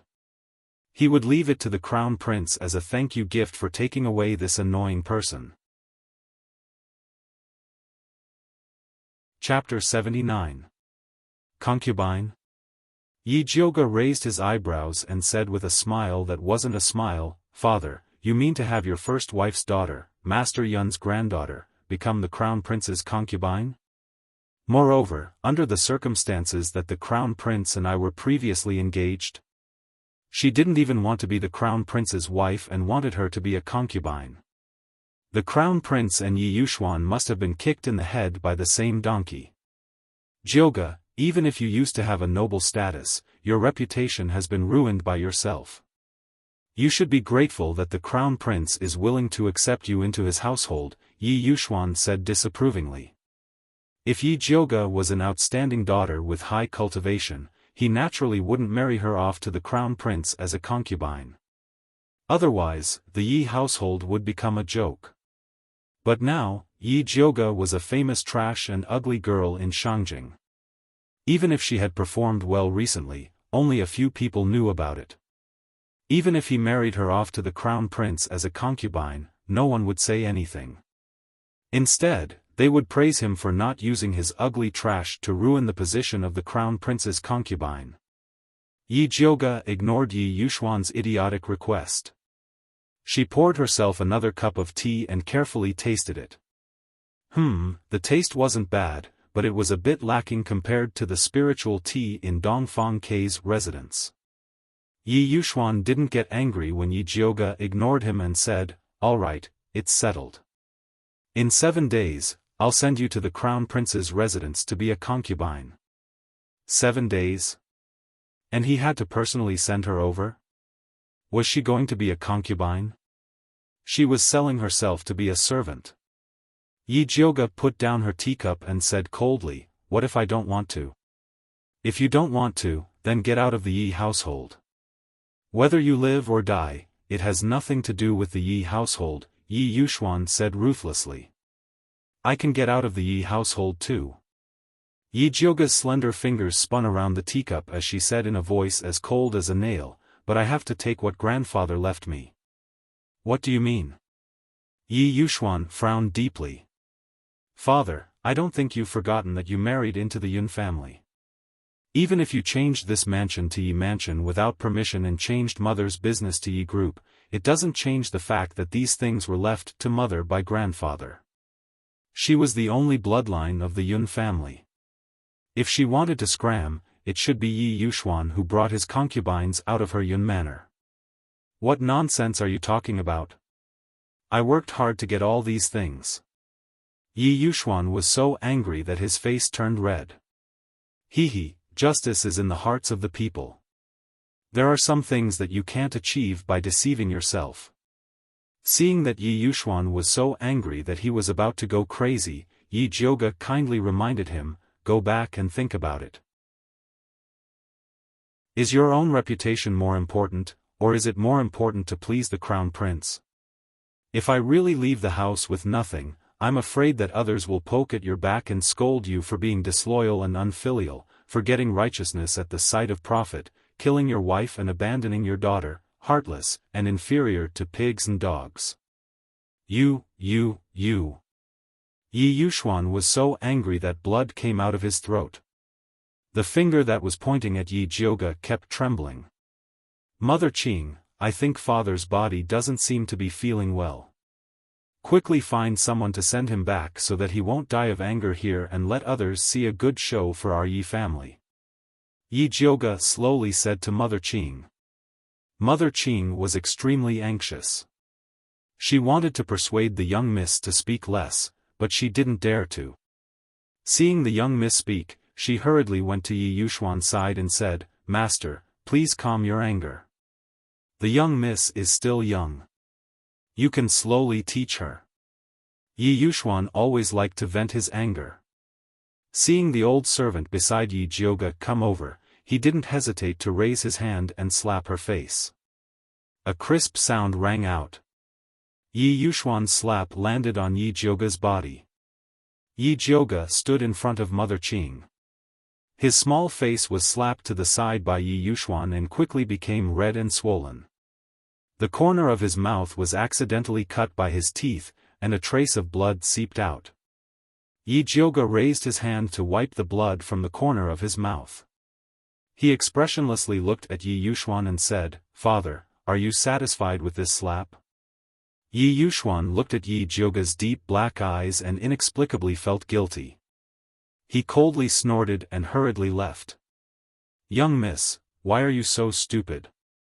This old servant is only a servant. It's fine if the master hits me to calm down, but why did you rush over here? Mother Qing's nose turned sour and tears immediately flowed down her face. Just now, she purposely went to Yi Yuxuan's side and wanted to take a few hits from him to calm him down. But she didn't expect that the young miss would pull her away and take the slap. You're not a servant. You're the person closest to me. Yi Jiuge's face was swollen like a steamed bun. It hurt to even speak. After her mother passed away, if it wasn't for Mother Qing protecting her, her skin and bones would have been eaten by Su Yufeng and her mother. Mother Qing suffered so much for her, and she always wanted to make it up to her. This kind of compensation was not only material, but also spiritual. So she took the slap for Mother Qing. She wanted to let her know that degrading herself to please Yi Yuxuan was useless. Mother Qing wiped away her tears and put ice on Yi Jiuge's face. At the same time, she fiercely thought in her heart. Yi Yuxuan, this heartless scum, no longer treated the young miss as his daughter. Then, she wouldn't respect him as a master in the future. No need for this. I still have to go out tomorrow to let people see. Yi Jiuge planned to go out tomorrow and let everyone see how she was beaten by Yi Yuxuan after entering the palace to see the empress. At that time, she didn't need to say anything. The people of Shangjing would have all kinds of imagination. As long as she let someone guide her a little, it was guaranteed that the empress and Yi Yuxuan would regret it. It would be her gift to the empress. This was to prevent the empress from thinking that she was the noblest woman in the world just because she was sitting on the phoenix throne. Mother Qing instantly guessed Yi Jiuge's plan. She very considerately took out a bottle of medicine that she had treasured for many years and said, Young miss, apply this. I guarantee that you will be satisfied. Yi Jiuge doubtfully applied the medicine that Mother Qing strongly recommended on his face. After the time it took to drink a cup of tea, his originally slightly swollen face immediately became blue and purple. His whole body was swollen like a pig's head. It looked like he had been slapped several hundred times with a shoe. Isn't this too exaggerated? Yi Jiuge looked at his unrecognizable face. It was very challenging to stare at this pig head and go out. I want everyone in Shangjing to know what kind of thing Yi Yuxuan is. Mother Qing fiercely said. In the past, in order to please Yi Yuxuan, she always advised the young miss to endure. But today, the slap that the young miss suffered made her clearly realize that if she tolerated bitches, she would only be stepped on by them. Chapter 80. Okay, go to the carriage house and help me book a carriage. I want to go to the Yuwu tea house tomorrow. Yi Jiuge ordered. The Yuwu tea house was the favorite gathering place for the children of aristocratic families. These children of aristocratic families were like newborn calves that were not afraid of tigers. They dared to talk about anything. What they liked the most was gossip about others. Last time when she taught the crown prince a lesson, it was spread by these children of aristocratic families. Moreover, they all sympathized with her. Seeing her pig face again today, they would definitely have more topics to talk about. This old servant will go prepare now. Mother Qing bowed and was about to leave when she was stopped by Yi Jiuge. Help me send 2 more invitations. Invite Lord Bai and Lord Wan to the Yuwu tea house tomorrow. She planned to take this opportunity to ask about the relationship between Bai Songling and Dongfang, Quebec. If she really wanted to cooperate with them, this bit of honesty was a must. Okay, this old servant understands. Mother Qing's face inexplicably showed a trace of joy and went out in high spirits. She had previously inquired about Wan Xiang and Bai Songling were both young talents of the Ministry of Justice. They were a good match for their eldest miss. Yi Jiuge did not know that Mother Qing was messing with them again. She looked left and right in the mirror. Just when she was considering if she should make her lips paler, Zi Shang's figure appeared again. Yi Jiuge was startled. She hugged her chest and said hatefully, "Don't say this. You also want to punish me." She would really fall out with him. Fortunately, Zi Shang was not that abnormal. He reached out his hand to touch Yi Jiuge and said in a low voice, "Idiot." His fingers were cold but warm. His tone was flat and full of heartache. Yi Jiuge inexplicably felt a bit complicated. Previously, Mother Qing didn't feel anything when she felt heartache. Now that it was Zi Shang who felt heartache, she inexplicably had the urge to act coquettishly. Evil. This damn emotion was not something a tough woman like her should have. Yi Jiuge pretended to be indifferent and said, "It looks serious, but it's actually okay." Zi Shang did not speak. His cold fingertips swept across Yi Jiuge's red and swollen cheek. A trace of cold power seeped in. Yi Jiuge was surprised to find that her face did not hurt anymore. She quickly looked in the mirror and found that the wound was even more hideous than before. It was so swollen that she couldn't even open her eyes. "You did this on purpose, didn't you?" Yi Jiuge glanced at Zi Shang from the corner of his eyes. Zi Shang withdrew his finger in satisfaction. Others might think that Yi Jiuge was ugly, but he felt that he was adorably ugly. The mind of a pervert was indeed something that mortals could not comprehend.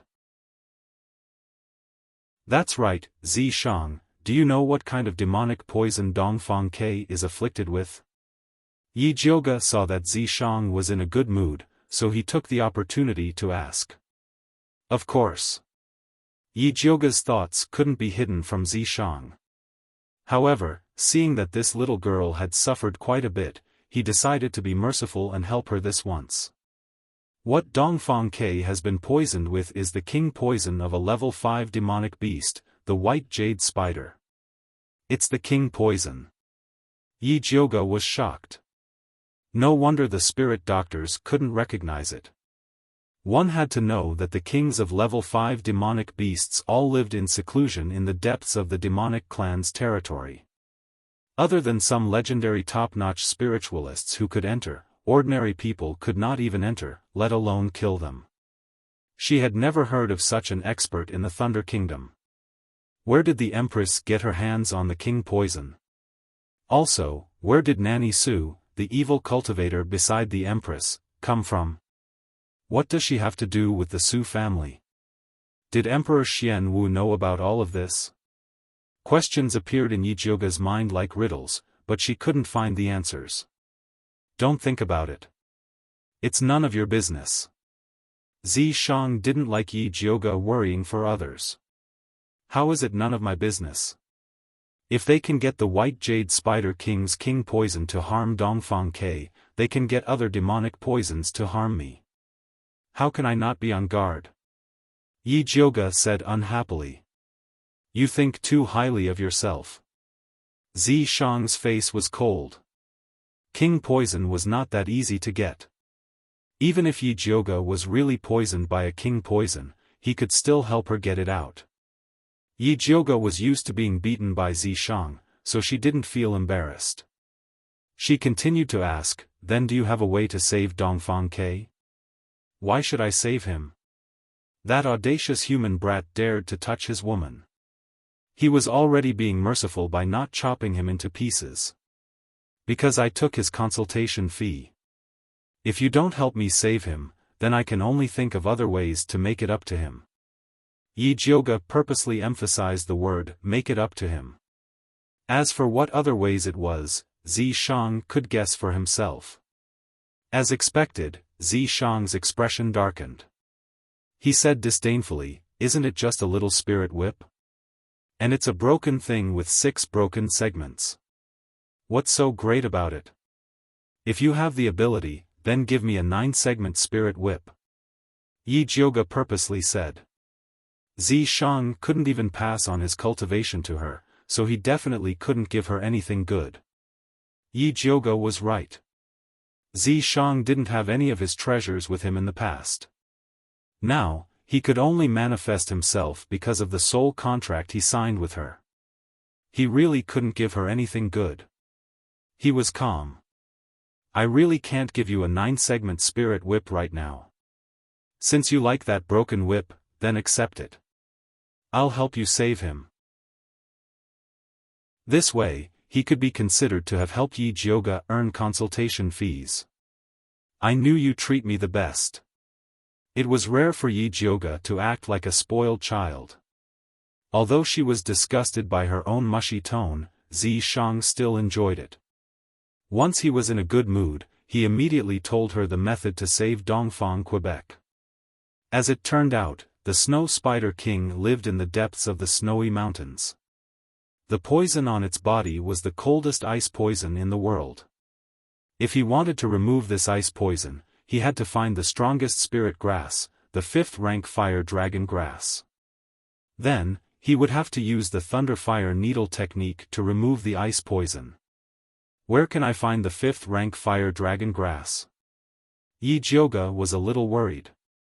This kind of spirit grass, which sounded extremely powerful, would probably require a lot of effort to get her hands on it. It's already good enough that you can help him expel the poison. Don't tell me you still have to help him find the spirit grass. Zi Shang felt that this little girl was too stupid.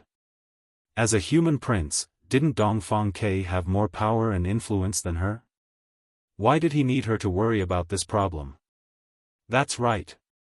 Yi Jiuge also realized that her mind was in a knot. Not to mention anything else, just based on the Bai clan's power in Dongling and Shangjing, it would be better for them to send a few teams to search for the fire spirit grass than her. Alright, don't think so much. Have a good sleep. Zi Shang lightly tapped the space between Yi Jiuge's eyebrows. Yi Jiuge instantly felt a wave of drowsiness surge up. She grabbed her clothes and said in a daze, I'm not sleeping with you. Idiot. Zi Shang carried Yi Jiuge horizontally. He gently placed her on the bed and covered her with a blanket, then returned to the mark on her wrist. Chapter 81. Yi Jioge slept soundly in the faint fragrance of purple deceased tea. The next day, after washing up, Mother Qing entered the room and reported, "Miss, the carriage is ready." Lord Wan and Lord Bai also replied this morning, saying that they will arrive on time. "Do you want to go now?" "Let's go now." Yi Jioge knew that Wan Xiang and Bai Songling would come in advance. She couldn't let them wait in vain. Yi Jioge wore a light purple dress embroidered with lilacs and a light purple curtained hat. Then she refused Mother Qing's company and went to the tea house alone. When she got off the carriage, she took off the curtained hat and successfully scared the waiter. "Miss, this is a tea house, not a clinic. You came to the wrong place. This miss is here to drink tea," Yi Jioge said domineeringly with a pig-head face. "I'm sorry, all the seats in the lobby have been booked. I'm afraid there are no extra seats." The waiter politely refused. Because Yi Jioge's face was too scary, sitting in the lobby, no one dared to come in to drink tea and chat. "It's okay, this miss has booked a private room on Snow Mountain. Lead the way." Although Yi Jioge wanted to show off her pig-head face, she was a little impatient after being stared at by the people in the restaurant for a long time. "The private room on Snow Mountain is booked by Yi family. Are you Miss Yi?" The waiter took a deep breath and almost blurted out, "Who hit you?" Fortunately, he still remembered his identity and swallowed the words back into his stomach. "Nonsense, can't you recognize me after seeing the black scars on my face?" Although the waiter didn't know how to read the situation, he still indirectly helped her achieve the effect she wanted. "I have eyes but failed to recognize Mount Tai. Please forgive me, Miss Yi. This way please." The waiter finally knew how to read the situation. When Yi Jioge went to the second floor with the waiter, she could still hear all kinds of discussions behind her. How did Miss Yi get beaten like this? Who knows? By the way, I heard that she went to the palace to see the Empress yesterday. Could it be? The meaning was self-evident. It's hard to say. Everyone knows that the Empress and the Crown Prince don't like her. It's not just the Empress and the Crown Prince. I heard that even her father, Master Yi, has a bad opinion of this daughter. Sigh, this motherless child has such a tough life. Wrong, she had a hard life because she didn't have a grandfather. Yi Jioge was very satisfied with the content of these discussions. After she entered the private room, she ordered a pot of Longjing tea and a few plates of peanuts and broad beans. Then, she looked at the scenery outside the window and ate with relish. When Wan Xiang and Bai Songling arrived at the Yuwu tea house, they happened to hear the customers in the lobby talking about Yi Jioge. She said that she had been slapped in the face by the Empress, the Crown Prince, and her own father with a shoeboard. Now, her face was swollen like a pig's head. It was really sad to hear it, and anyone who saw it would cry. Their hearts skipped a beat as they hurriedly entered the private room. Instead, he saw the victim, who should have been heartbroken, taking a sip of broad beans and a sip of tea, eating happily. "You're here. Take a seat, take a seat." Yi Jioge greeted them with a smile. It was just that his pig face looked uglier when he smiled than when he was crying. "Eldest Miss Yi, what happened to your face?" When Bai Songling saw Yi Jioge yesterday, she was still fine. "How did it become like this in just one night?" "It's nothing serious, I just accidentally made father angry." Yi Jioge sighed and finally revealed a sad expression. "Is it because of the Empress and the Crown Prince?" Bai Songling frowned. He didn't expect Yi Yuxuan to be so despicable, to actually be so ruthless to his own daughter. And His Highness, Prince Dongling. This was the main culprit. Bai Songling was silent. After a while, she let out a long sigh and said, "We've implicated you." This sentence was equivalent to admitting her relationship with Dongfang Quebec. What is the relationship between Brother Bai and His Highness, Prince Dongling?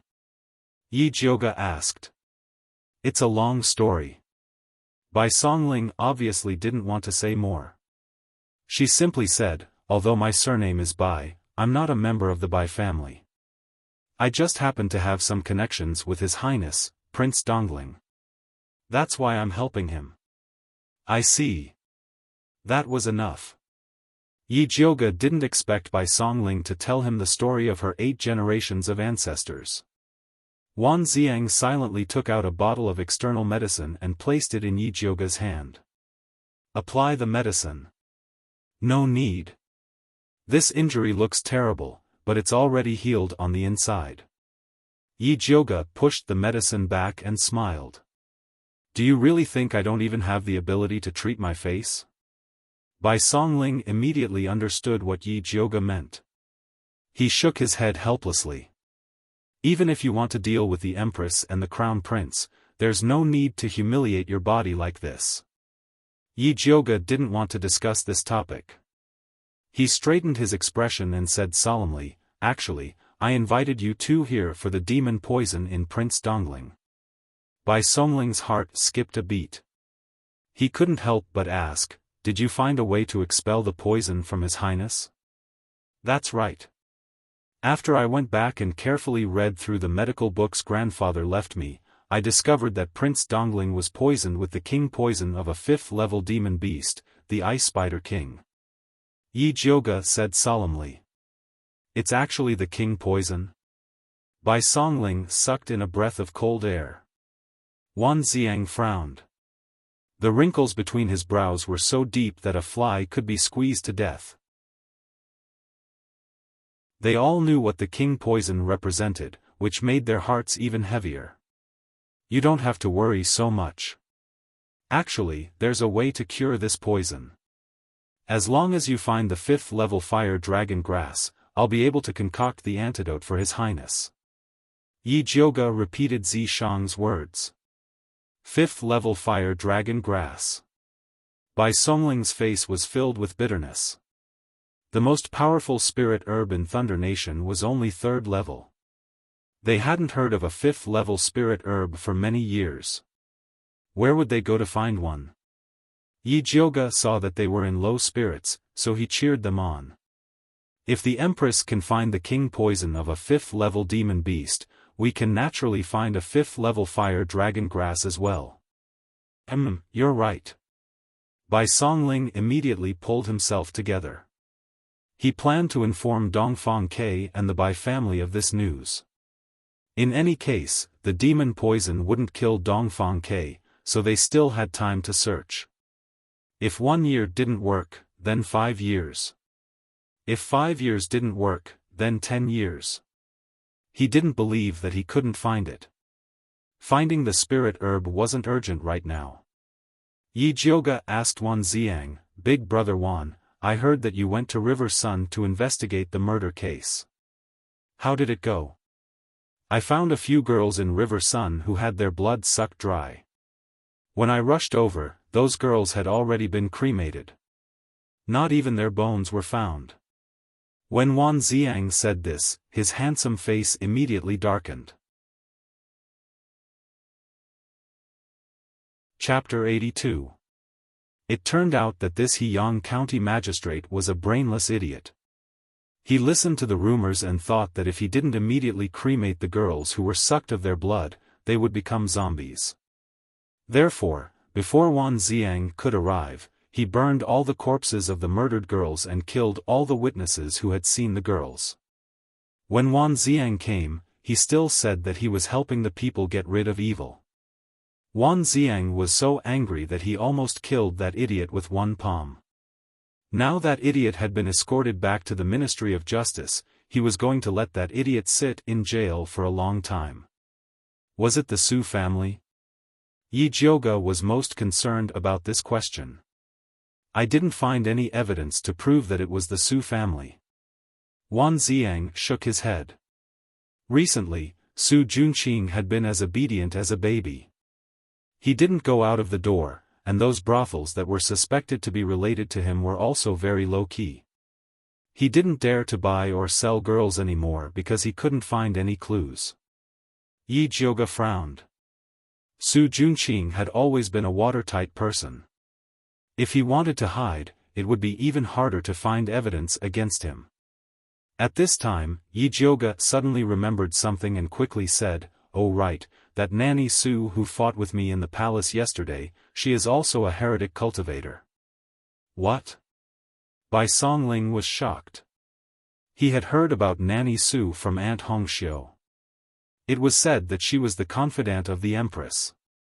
As long as it was related to human life, she would let Nanny Su handle it. These years, countless palace maids and eunuchs died in the hands of Nanny Su.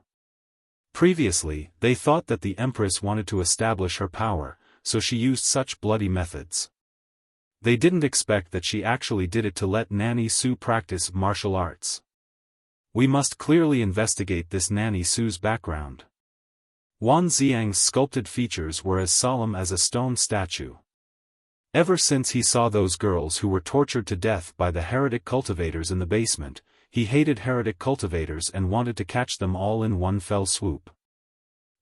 I always feel that this Nanny Su is not simple. You guys investigate carefully, maybe you can find something. But you guys also have to be careful. Although she is only a high-level soul master, she has cultivated half a body protection aura. She is not so easy to deal with. Yi Jiuge recalled the battle with Nanny Su. If Aunt Hongxiu had not invited Emperor Xian Wu over in time, she would have suffered a great loss.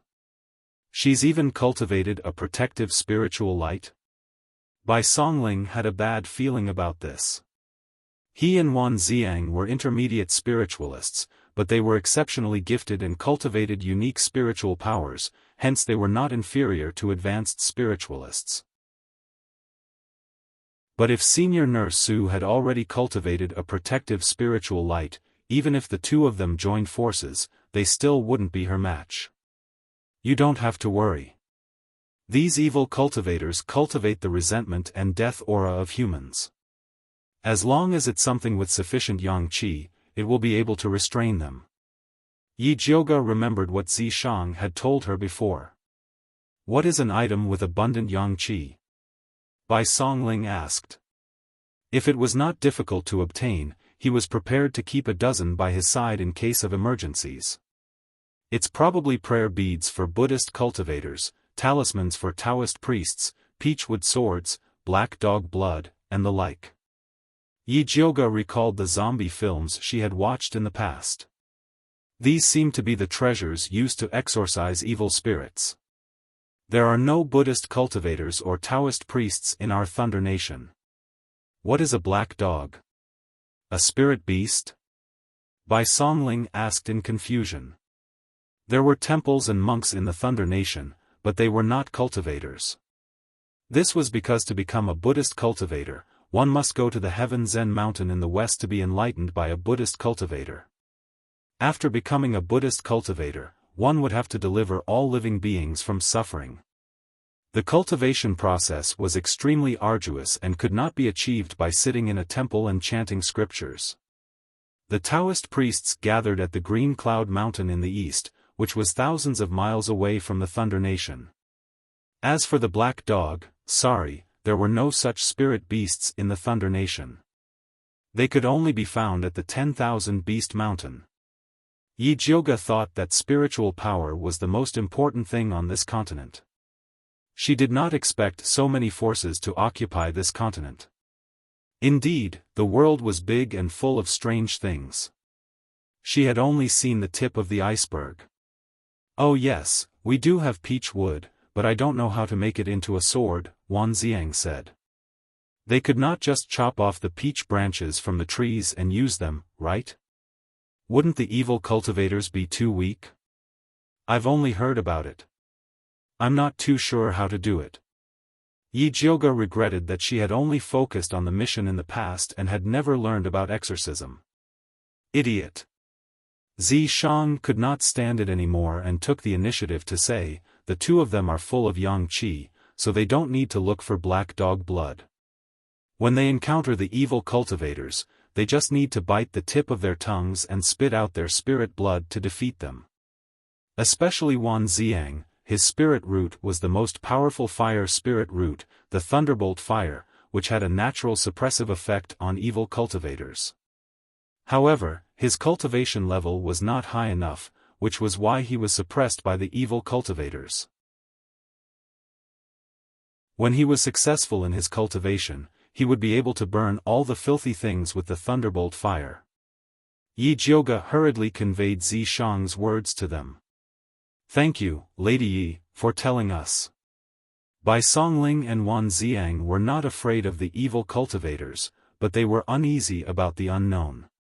Now that they knew that they could restrain them, they felt a little more confident. "It's getting late. Let's stop here today. If there's any news in the future, let's contact each other," Yi Jiuge said. They had been talking for more than an hour and had almost finished talking about everything that needed to be talked about. "Do you want us to give you a ride?" Wan Xiang asked. "No need." Yi Jiuge was not a child, so she did not need anyone to send her off. She got on the carriage and returned to Purple Forest Park. She found that the fifth aunt and Yi Rui were already waiting inside. "Miss, your face." The fifth aunt was shocked when she saw Yi Jiuge's face. "Father hit me." Yi Jiuge sat down and prepared to give the mother and daughter a good lesson. "How could father do this to you?" Yi Rui raised her eyebrows, and her cute little face was full of anger. Big sister was the person she admired the most. No one could bully her, not even her father. "I can't help it. I didn't listen to him and kowtow to the Empress and the Crown Prince to apologize." Yi Jiuge sighed, pretending to be sad and wronged. The fifth aunt opened her mouth, but did not know how to comfort her. No one knew better than her how violent Yi Yuxuan was. She had been kicked by Yi Yuxuan last time, and her body had not recovered yet. Yi Rui said angrily, "Big sister didn't do anything wrong. Why should you apologize to the Empress and the Crown Prince? Kowtowing to apologize? Father was too humiliating." It was the Crown Prince who had hooked up with second sister, hated big sister, and even wanted to kill her. Father clearly knew that it was not big sister's fault, but he still blamed it all on big sister. He could not tell right from wrong, good from evil. He was a father in vain. Chapter 83. In father's eyes, there is no kinship, only benefits. No matter how good he is to you now, he is just using you, understand? Yi Jiuge didn't want to teach Yi Rui so quickly. But what happened before had made her know that the Yi family was vicious, even children were not let off.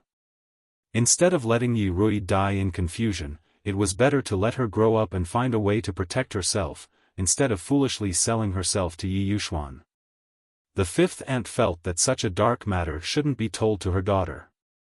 Just as she was about to dissuade her, she saw Yi Rui nodding her head vigorously. "I know, father just wants me to help him concoct pills." Although Yi Rui was young, she grew up suffering. Some time ago, she experienced a terrifying kidnapping incident, so her mind had begun to mature. She already knew who was really treating her and who was just pretending. Good little sister, just keep it in your heart. Don't ever show it in front of father. Otherwise, big sister will end up like you tomorrow. Yi Jiuge purposely put his terrifying pig head in front of Yi Rui. "Big sister, does it hurt?" Yi Rui sniffled, tears welling up in her eyes. She wanted to touch Yi Jiuge's face but didn't dare to. "It's okay, it doesn't hurt anymore." Yi Jiuge saw that the little girl was crying and felt a little embarrassed. "Oh right, I made a medicine for you. See if it can be used." Yi Rui turned around and took out a small jade bottle from the gifts on the table. She said shyly, "This is my first time concocting pills, I don't know if it's good or not." "Okay, I'll try." Yi Jiuge opened the jade bottle and smelled it. The smell of medicine was quite strong, but the heat was a bit lacking. But for a little girl who was concocting pills for the first time, it was already very good. Wood and fire spirit roots were different, no wonder Yi Yuxuan treasured it so much. Rui heard that you were beaten by master yesterday, so she immediately made this medicine. The fifth aunt said. Her daughter's first concoction wasn't for her, nor for master, but for Big Miss. It was impossible for her not to feel sour. But on second thought, the first miss was very affectionate and loyal to them. She had saved them from danger several times. Her daughter always thought of Big Miss, and was also a grateful person. If a person knew how to be grateful, they wouldn't be that bad. Thinking of this, she felt a little better. Little girl, at least you have a conscience. Yi Jioga tapped Yi Rui's forehead, and then said to Mother Qing, bring me the pill refining manual that I prepared. During this period of time, Yi Jioga had been sorting out his alchemy insights. On one hand, he was revising, and on the other hand, he wanted to leave it for Yi Rui to see. Although Yi Yuxuan gave her a lot of alchemy books, the contents were too obscure. It was too difficult for a 7-year-old girl. She had purposely written it in plain Mandarin so that Yi Rui could compare with it. She believed that Yi Rui would improve a lot. Thank you, big sister. Yi Rui took the handwritten notes and couldn't wait to read them. After reading a few lines, he was immediately captivated. Today was her first time concocting medicine, so she encountered many problems. After looking through the pill book her father had given her, she still didn't understand much. Now that he saw the letter from Big Sister, he immediately came to a realization. It was as if he had been enlightened. She even had a feeling that Big Sister was even more powerful than her father. Alright, go back and read it again. Don't disturb eldest young mistress's rest, fifth mistress advised softly. This daughter of hers would become obsessed with alchemy books and would not listen no matter what she said. Oh. Yi Rui's eyes were still glued to the book. Without raising her head, she said to Yi Jioga, big sister, then rest well. Little sister will come and see you again when I'm free. When you go back, you are not allowed to waste your time reading. Otherwise, I will confiscate all of these handwritten notes. Yi Jioga took the book from her hand and threatened. I understand. Big sister, please return the book to me. Yi Rui said pitifully.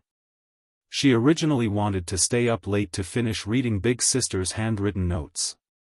But after hearing these words, she didn't dare to do so. Eldest young mistress, you have helped this concubine greatly, fifth mistress said gratefully. Rui, this girl was getting more and more disobedient as she grew older. Only Yi Jioga was able to control her. Go back and read well. If there's anything you don't understand, come and ask me. Yi Jioga rubbed Yi Rui's head and asked Mother Qing to send them out. In the next few days, Yi Jioga used the excuse of recuperating to close the door and refused to meet anyone. When Yi Yuxuan heard the rumors outside, he came to find her. He was also blocked outside and was so angry that he almost tore down Purple Forest Park. But he was still almost there.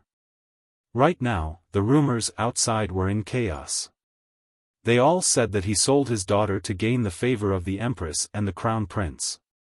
Many of his alchemy colleagues were secretly laughing at him. Now, he didn't dare to make a move against Yi Jioga. Unfortunately, the Crown Prince urged him every day.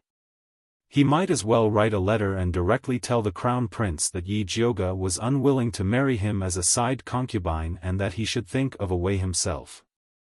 In the Fengyi Palace. After the Crown Prince conveyed Yi Yuxuan's words, he tactfully said, Mother, Yi Jioga is like a stone in a latrine pit, smelly and hard. It's impossible for him to marry this son as a side concubine.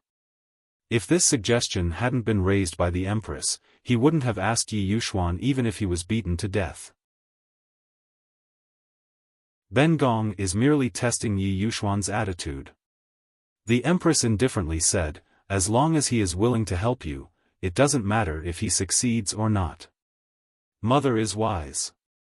The Crown Prince immediately flattered. The Empress picked up a celadone teacup and moistened her throat before asking, what does the Su family say about Su Yufeng and her daughter? This mother and daughter pair had been confined by Yi Yuxuan for so long, yet the Su family hadn't said a single word. It was truly strange. This son has asked Su Junqing. His meaning is that it's not time yet. When the crown prince thought of that brat Su Junqing, he felt angry. At that time, he had even probed Su Junqing about Yi Yu and the treasure map. In the end, Su Junqing didn't know anything. He even had the face to complain tearfully that his medicine storehouse on the western main street had suffered heavy losses and wanted the crown prince to compensate him. He wished he could give Su Junqing a slap. If it weren't for the fact that he still had use for Su Junqing, he would definitely have found someone to behead Su Junqing. Old Master Su should be coming out of seclusion soon, the Empress said pensively. If Old Master Su succeeded in breaking through to the spiritual master level, he would have the confidence to support Su Yufeng and her daughter. That should be the case. The crown prince nodded. He had also thought of this point, which was why he hadn't acted against Su Junqing. What about Dongfang Ke? The Empress asked again. During this period of time, he has been in close contact with the Bai family. It seems like he's looking for something. However, the news is very well hidden, so we can't find out what it is. We only know that it's a few spiritual medicines. The crown prince didn't really care about this matter. These past few years, the Bai family had been thinking of all sorts of ways to cure Dongfang Quebec. As long as they heard that it was a useful spiritual medicine, they wouldn't let it go. After stopping them a few times and losing a few batches of people, they were too lazy to care anymore.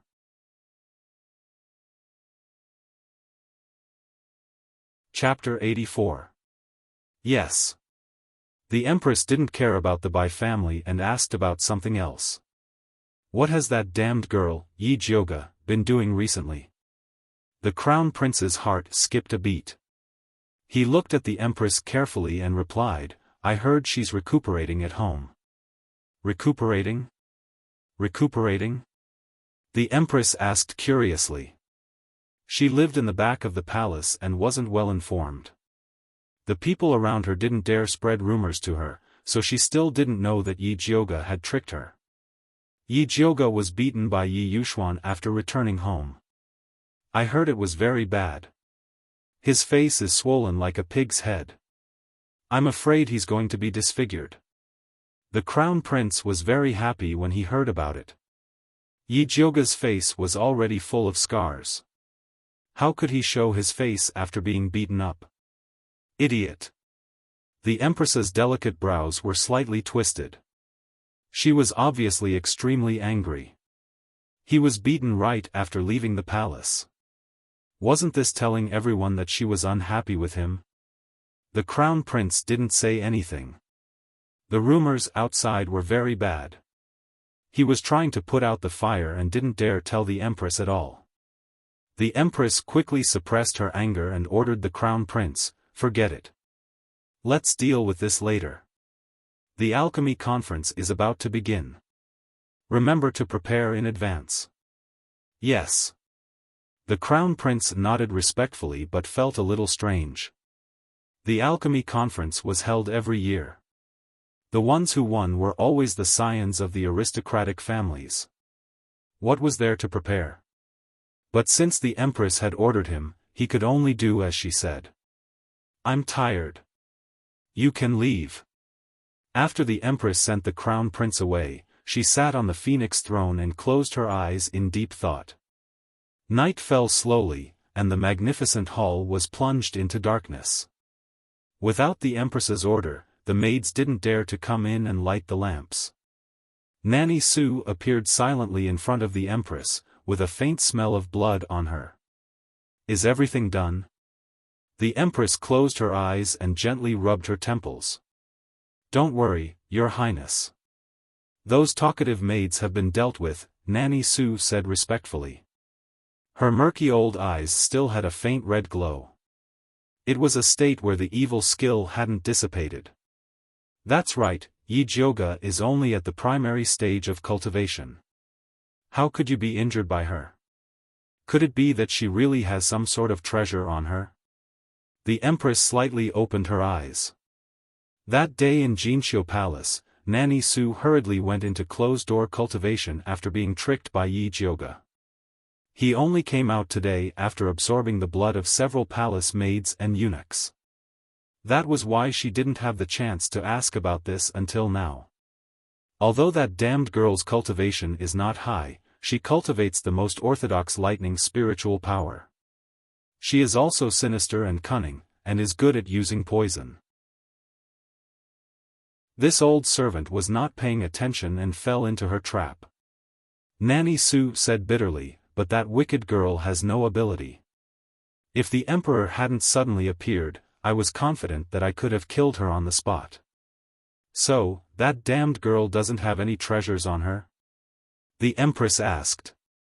I really didn't find any treasure on her, Nanny Su replied honestly. The Empress frowned slightly. She had seen the situation at the time. Yi Jioge was at the end of his rope. If he really had something that could save his life, he wouldn't have hidden it. Maybe that damned girl was just lucky. Oh right, Your Highness, my senior sent a message saying that he has already left River Yang County and will probably arrive in Shangjing a few days before the alchemy conference. Nanny Su mentioned another matter. Got it. I will get the Crown Prince to receive him. Oh right, tell him to restrain himself and don't cause any trouble, the Empress warned. She had helped them clean up enough messes over the years. Yes, this old servant will try to pass on your message. Nanny Su bowed. That senior of hers was not someone to be trifled with. He would probably treat her words as farts. Forget it, she was only responsible for passing on the message. The rest was up to him. If there's nothing else, you can leave. The Empress waved her hand. Yes. Nanny Su slowly retreated and disappeared into the darkness. At this moment, Yi Jioge was frowning. She sat in front of the dressing mirror and looked at the scars on her face with deep hatred.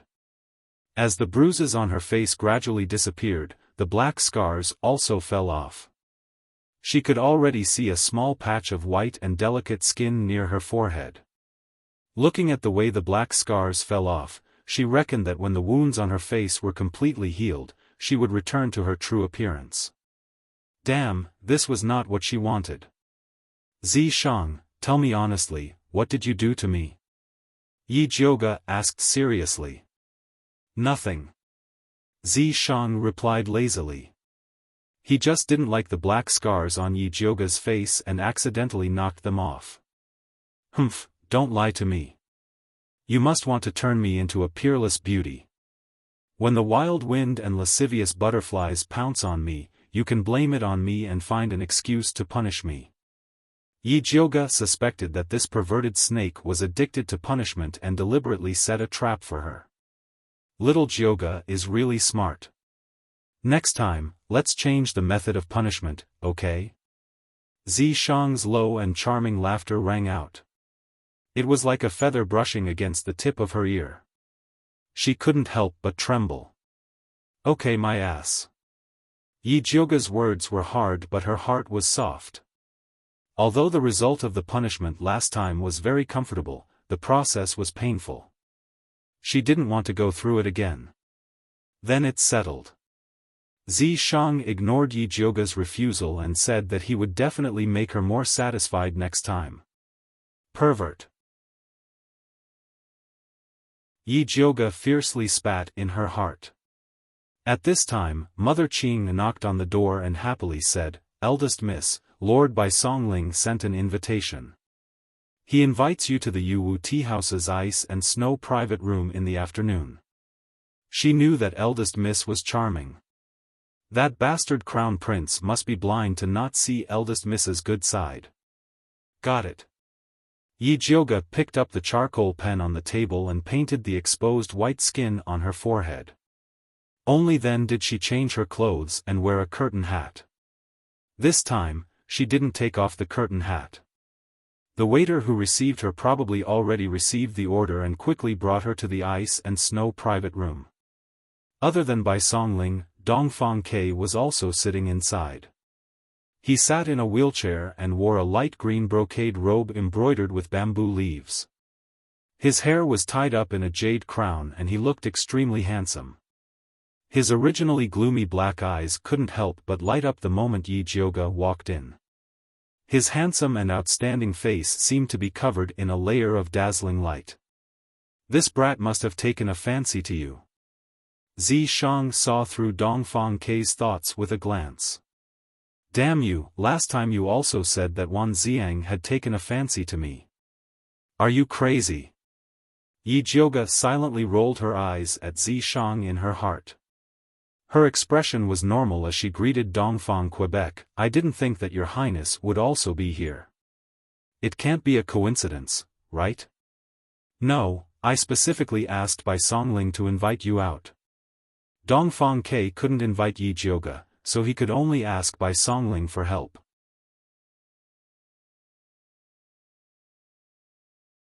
Chapter 85. I see. Yi Jioge glanced at Bai Songling. This guy was really ungrateful, he didn't even tell him in advance. Ahem, actually, His Highness wants to ask you about the 5th stage fire dragon grass. Bai Songling smiled awkwardly. He originally wanted to tell Yi Jioge in advance, but Dongfang Ke didn't let him, saying that he was afraid Yi Jioge wouldn't come if she knew. What a joke, with Yi Jioge's fierce personality, how could he be afraid of him? Dongfang Ke continued Bai Songling's topic, and asked, Miss Yi, may I know where the 5th stage fire dragon grass grows?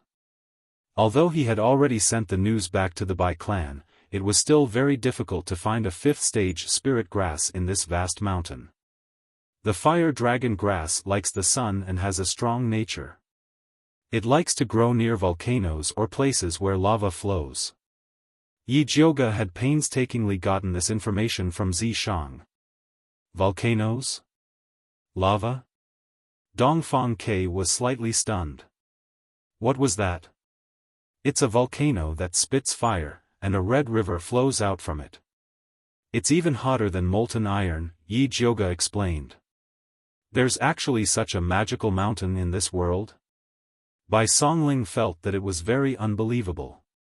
The area around Shangjing was mostly plains, and there were very few mountains, let alone volcanoes. Dongfang Ke muttered to himself for a moment before saying, I've read a passage in a travel book before. It says that to the south of the river, thousands of miles away, there is a volcano that can spew out a red river. Wherever it passes, plants wither and birds and beasts die. Could it be the volcano and lava you mentioned? It should be. Yi Jioge nodded. She had never seen the volcanoes on these 1,000 continents, so she couldn't be sure. When Bai Songling heard that it was thousands of miles south of the river, he couldn't help but sigh. Transportation was not very developed these days. People used horses to travel, and there were very few who had spirit beasts. A journey of thousands of miles would take more than half a year even on planes. If they encountered a dangerous mountain, it would be even worse. Thank you, Miss Yi, for telling me. Dongfang Ke thanked her indifferently. As long as there was hope, he would definitely find it. Your Highness is too polite. Yi Jioge smiled and asked, Your Highness, you didn't ask me out just to talk about this, right? That's right. Seeing that Yi Jioge was easy to talk to, Dongfang Ke didn't hide anything and directly said his purpose, I came to ask you to help me save someone. Who? Yi Jioge asked curiously. For Dongfang Ke to personally come and beg her, this person should not be simple. A woman who can fight against the Empress, Dongfang Ke said solemnly. Who is it? Yi Jioge raised his eyebrows in surprise. It was amazing that there was still a woman who could fight against the ruthless Empress. Noble consort she, Dongfang Ke said word by word. So it's her. Yi Jioge suddenly realized. This imperial concubine, she was very famous. She was of noble birth and was the Empress Dowager's grandniece, which meant that she was Emperor Xian Wu's cousin. It was said that not only was she unparalleled in beauty, but she was also considerate, gentle, and very considerate. At that time, the Empress Dowager originally wanted to make imperial concubine Shi the legal concubine of Emperor Xian Wu, who had not yet ascended the throne. Afterwards, imperial concubine Shi took the initiative to become a concubine and gave the position of legal concubine to the current Empress Shui. Emperor Xian Wu successfully ascended the throne with the support of the Shui family.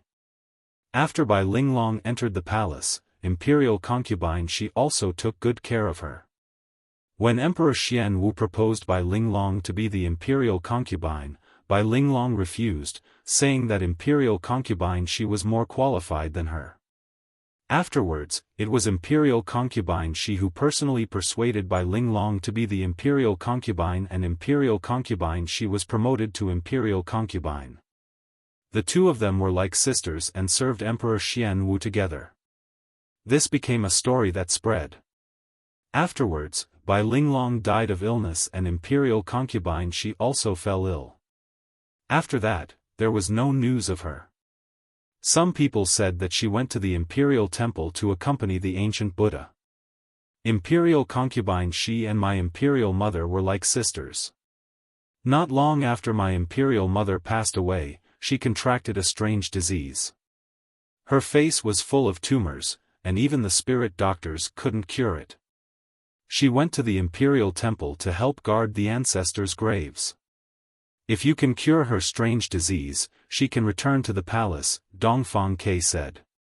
He wasn't sure if his imperial mother was the woman his father loved the most, but he was sure that imperial concubine Shi was the woman his father respected the most. Okay, I'll cure it, Yi Jioga said without hesitation. As long as she could cause trouble for the empress, she was willing to pay for it, let alone cure someone. Imperial concubine Shi is in my residence now, she can see you anytime. The first thing Dongfang Ke did after coming out of the palace was to send a letter to the imperial temple to ask imperial concubine Shi to come out. Imperial concubine Shi originally refused, but after hearing that Yi Jioga had received the true teachings of Yunwei Si and could even cure the demon poison in her body, she agreed to give it a try. Then let's go now. Yi Jioga said impatiently. The sooner imperial concubine Shi's illness was cured, the sooner they could stab the empress. Not many people know that imperial concubine Shi has entered the capital. In order to prevent the news from spreading, I'll have to trouble eldest Miss Yi to follow me through the secret passage, Dongfang Ke said cautiously. Sure, Yi Jioga nodded. She originally thought that the secret passage was outside, but she didn't expect that Bai Songling would take down a painting of admiring plum blossoms from the wall of the private room and forcefully push down a floor tile, revealing a passage. This Yuwu tea house is His Highness' property, Bai Songling explained. So that's how it is. Yi Jioga discovered that Dongfang Ke was really a maniac for secret passages. It was fine that the splendid palace had a secret passage, but he didn't even let go of a tea house. Just how many more secrets did he have? Eldest Miss Yi, please. Bai Songling called out, then pushed Dongfang Ke's wheelchair into the secret passage. Yi Jioga followed behind them, and after walking for about the time it took for 2 incense sticks to burn, they finally arrived at a residence behind the Wang residence. Following this, Yi Jioga changed into the cloak that Dongfang Ke had prepared, and followed them into the Wang residence through the back door. Following the long corridor, they arrived in front of a remote courtyard. The doors and windows of this courtyard were tightly shut, the flowers and trees in the courtyard were withered, and there wasn't a single person in sight. It was hard to imagine that someone like imperial concubine Shi would live in such a place. Nanny Zhou, I'll have to trouble you to help this prince pass a message. Just say that this prince has already brought young Lady Yi. Dongfang Ke called out softly from the door. It could be seen that he was very respectful towards this noble consort Shi. The door creaked open.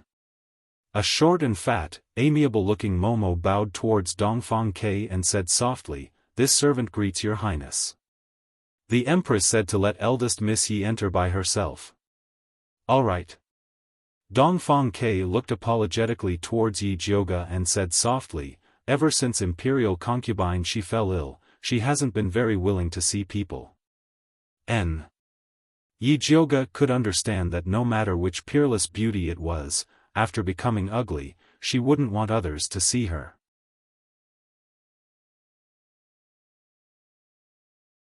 Chapter 86. "Miss Yi, please." Nanny Zhou bowed to Yi Jioga and turned to go in. Yi Jioga followed her into the room. The room wasn't big, but the furnishings inside were extremely exquisite. The furniture was all made of good mahogany. Although there were palace lanterns hanging in the four corners of the room, the light was still very dim. There was a peony incense burner in the corner, and smoke curled up. There was also a bit of rotten smell in the incense. If one didn't smell it carefully, they wouldn't be able to smell it. Nanny Zhou brought Yi Jioga to the bead curtain at the door of the inner room. The bead curtain was all made of thumb-sized southern beads. Under the light, it shone with a warm light. It could be said to be extremely luxurious. It could be seen that this imperial concubine she was a person who lived an exquisite life. It was probably related to her noble voice. Nanny Zhou didn't immediately bring Yi Jioga in. Instead, she bowed outside the bead curtain and said, "Imperial concubine, Miss Yi is here.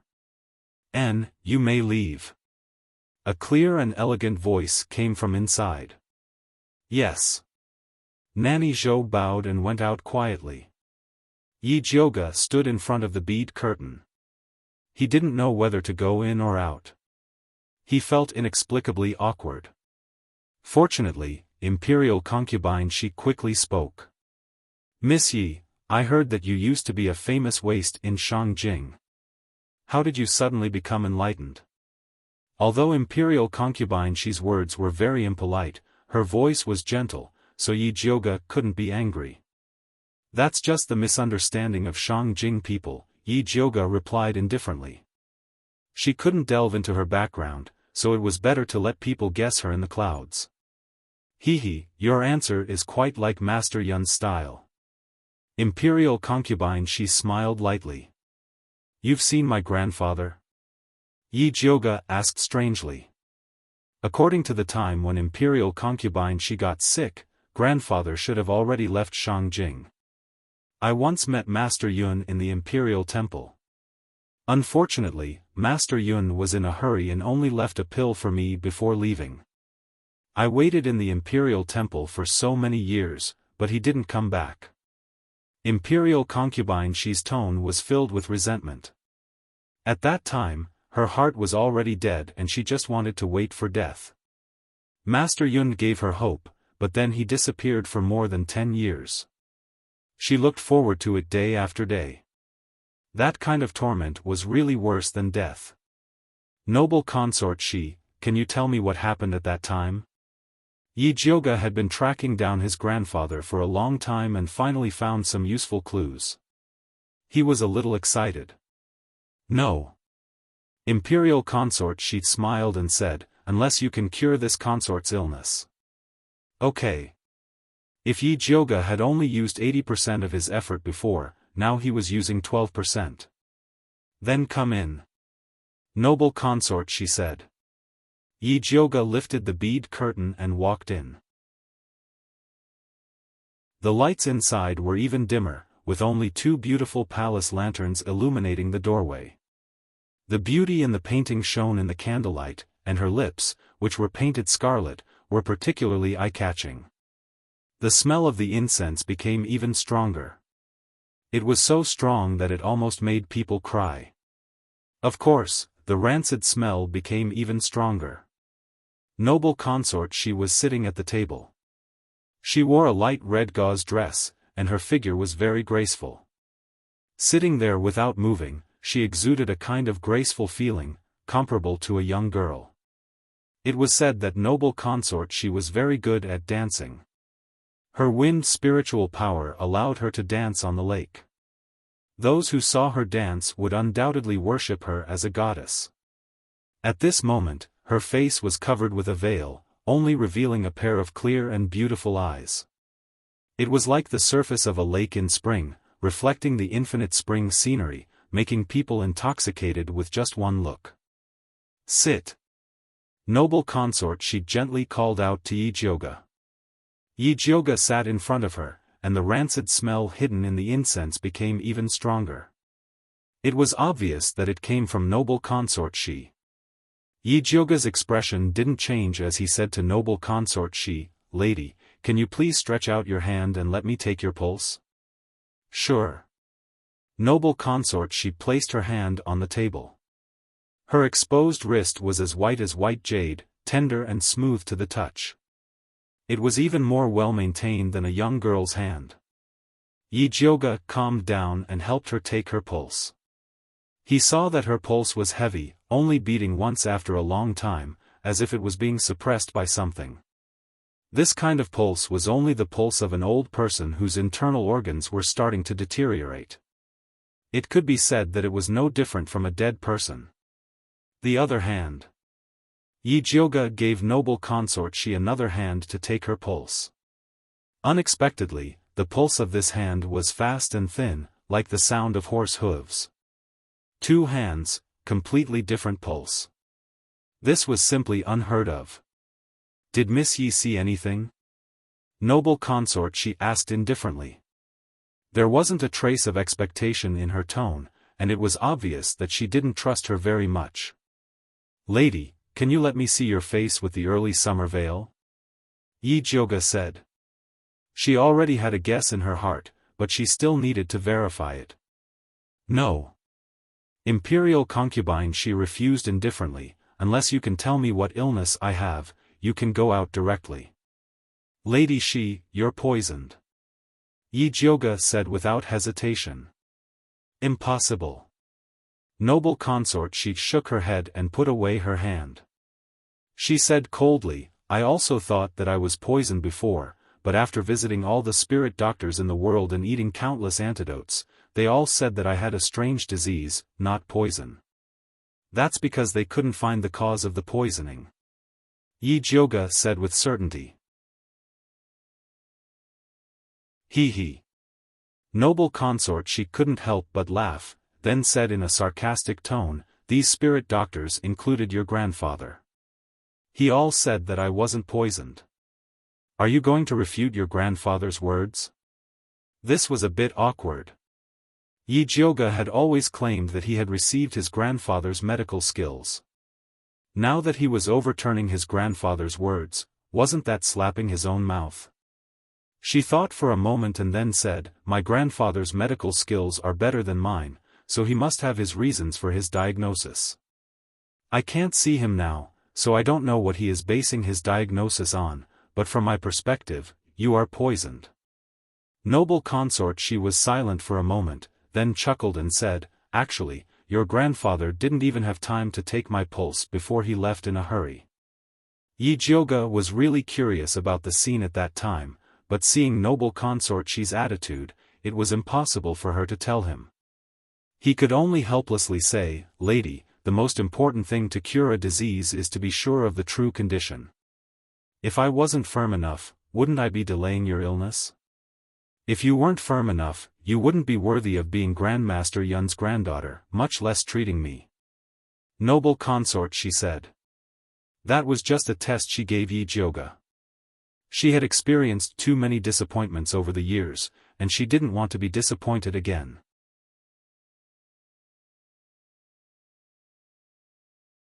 Chapter 87.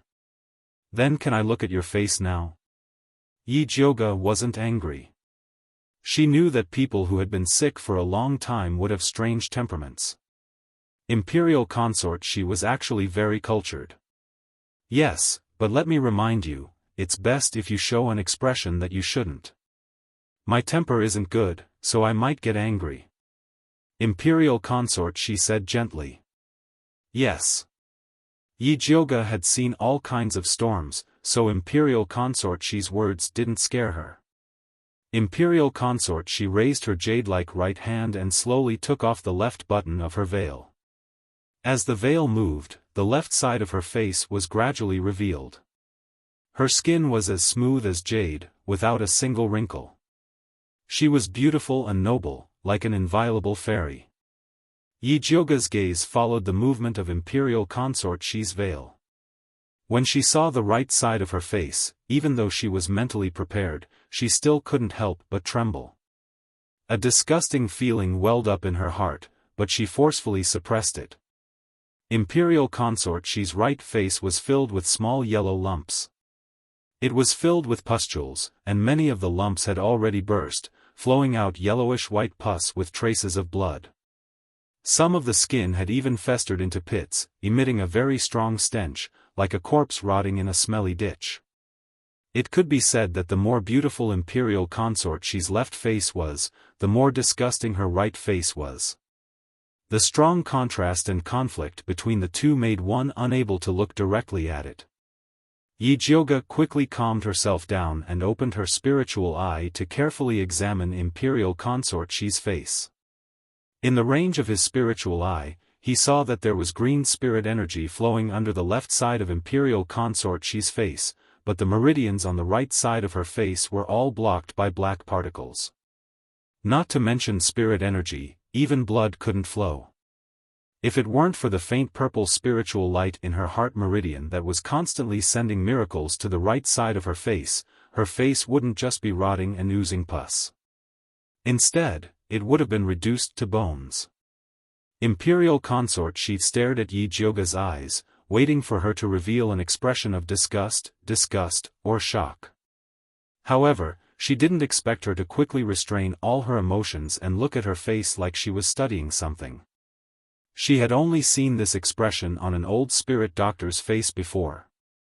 At that time, he was treating a sick child. That old spirit doctor was the only person who could help her suppress her illness, but it was a pity that he passed away very quickly. Later, his disciple inherited his medical skills and continued to treat her. Although his disciple's medical skills weren't great, it was still passable. Yi Jioga was so young, yet he had the essence of that old spirit doctor. Noble consort, she was very surprised. Just this point alone was enough to let her heart, which had been silent for a long time, finally give birth to a trace of hope. Empress, may I ask, what kind of pills did you consume previously? Yi Jioga finally confirmed the cause of her illness. He closed his spiritual eye and inquired carefully. Her current cultivation level was not high enough, and opening her spirit essence for a long period of time would harm her. You've been taking pills to promote blood circulation and remove blood stasis. Your face is also covered with that kind of ointment. Which old spirit doctor had prescribed these for her? Although it couldn't cure her, it greatly alleviated her pain. Otherwise, she wouldn't have been able to endure it for so many years. Can you show me the ointment? Yi Jioga said. Sure. Noble consort, she stood up and took out an exquisite white porcelain bottle from the cabinet and placed it in front of Yi Jioga. Yi Jioga opened the bottle and saw that it was filled with a dark green ointment that emitted a faint smell of grass. She sniffed it carefully, then used her hand to pick it up and tested it. Finally, she said with certainty, "This ointment is the thing that caused your illness to worsen." What? Noble consort, she thought that she had heard wrongly. I don't know who gave you this ointment, but I can only say that they weren't saving you, they were harming you. Yi Jioga said word by word. How is that possible?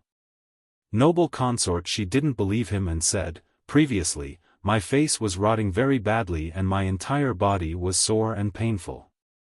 It was only after I used this spirit doctor's prescription that I started to slowly get better.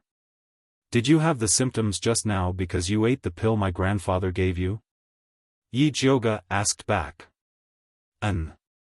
Noble consort, she slowly nodded, as if she had realized something. The pill that my grandfather gave you was to detoxify the poison in your body. If you had waited for your rotten flesh to fall off and then considered finding a reliable spirit doctor to detoxify the remaining poison in your body, you would have slowly gotten better. Yi Jioge sighed. Noble consort, she shouldn't have suffered for so many years.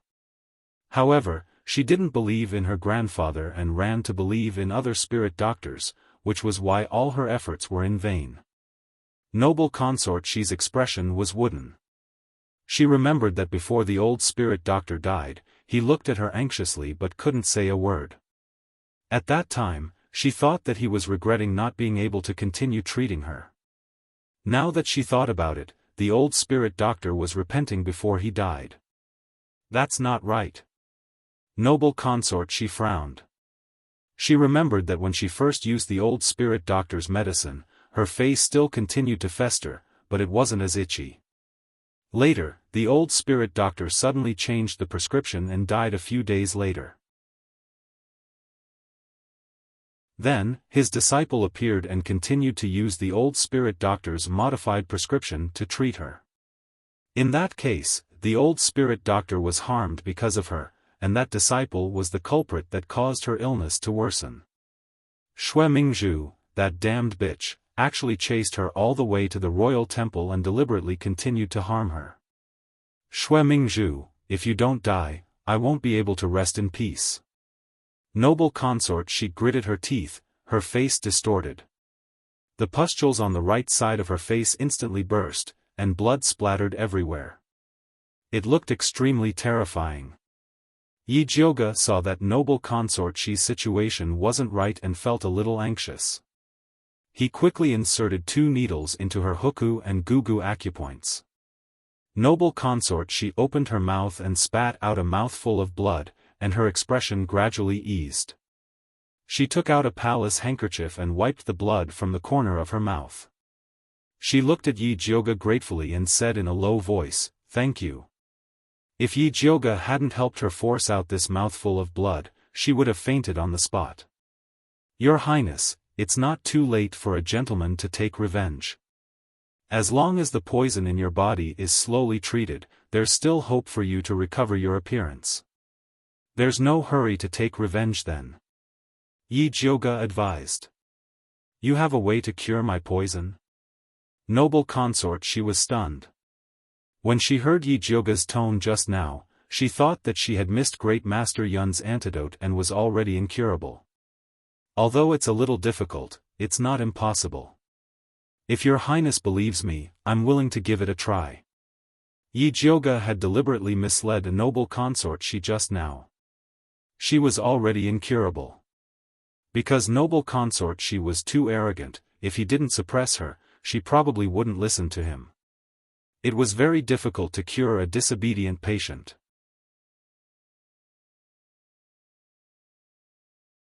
Chapter 88. I believe you.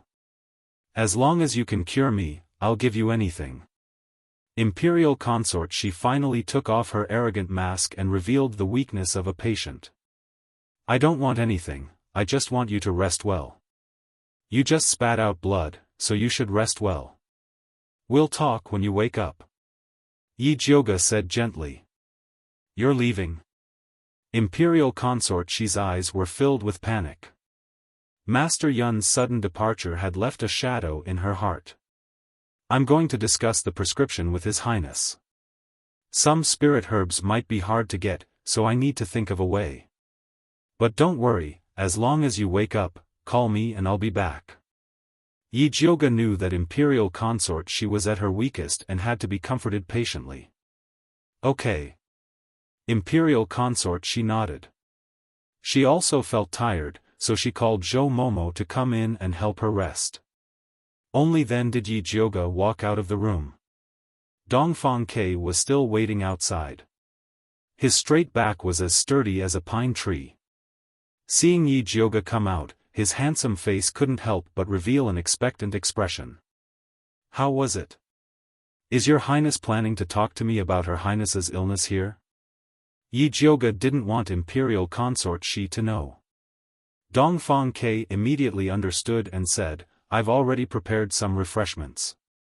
Miss Yi, please do me the honor." With that, he brought Yi Jioga to his study room. Just like last time, there was a pot of spirit tea, a box of rose pastries, and this time, there was also a plate of peach blossom cakes. This time, Yi Jioga was not in the mood to taste it. He drank a mouthful of spirit tea and organized his thoughts before asking Dongfang Ke, how was noble consort Shi poisoned back then? Can your highness tell me the details of the situation? Poisoned? Do you think imperial consort Shi got poisoned and not sick? Dongfang Ke was startled. Then, he revealed an expression of, I knew it, and said in a low voice, I knew it. Since you knew, why didn't you get the spirit doctors to check? Yi Jioga asked curiously. I did. She ate all sorts of detoxification pills. Father even got 1,000 mountain snow lotus for her to eat, but it didn't have any effect. Afterwards, those spirit doctors all said that her highness was sick. When Dongfang Ke said this, a trace of viciousness flashed across his handsome face. It's all because of those damned quacks that delayed her highness's illness. Actually, you can't blame those spirit doctors for not being able to tell, Yi Jioga said.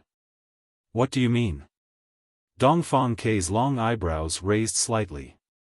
Because the symptoms of noble consort Shi's poisoning were suppressed by her illness, those spirit doctors couldn't tell that the empress was poisoned and thought that she was sick. Yi Jioga explained. What do you mean? Dongfang Ke was confused. Was imperial consort Shi sick or poisoned? First, tell me how her ladyship was poisoned. Yi Jioga changed the topic again. Because her guess was a little unpleasant, she couldn't say it out loud. Zhou Mama has always been serving by the empress side. I'll ask her to come and talk to you. Dongfang Ke called Lei Peng over and told him to invite Zhou Mama. Before long, Nanny Zhou came over. Nurse Zhou, eldest Miss Yi wants to ask you about the circumstances of the empress's illness.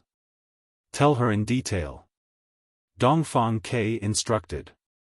Yes. Zhou Mama nodded. Only then did she start to recall the circumstances of imperial consort Shi's illness. At that time, the imperial consort had just passed away. Imperial consort Shi was too sad and fell ill. At first, she was just annoyed and couldn't eat. Later on, it gradually developed into a tumor on her face. The tumor grew like wild grass and covered half of her face and body in an instant.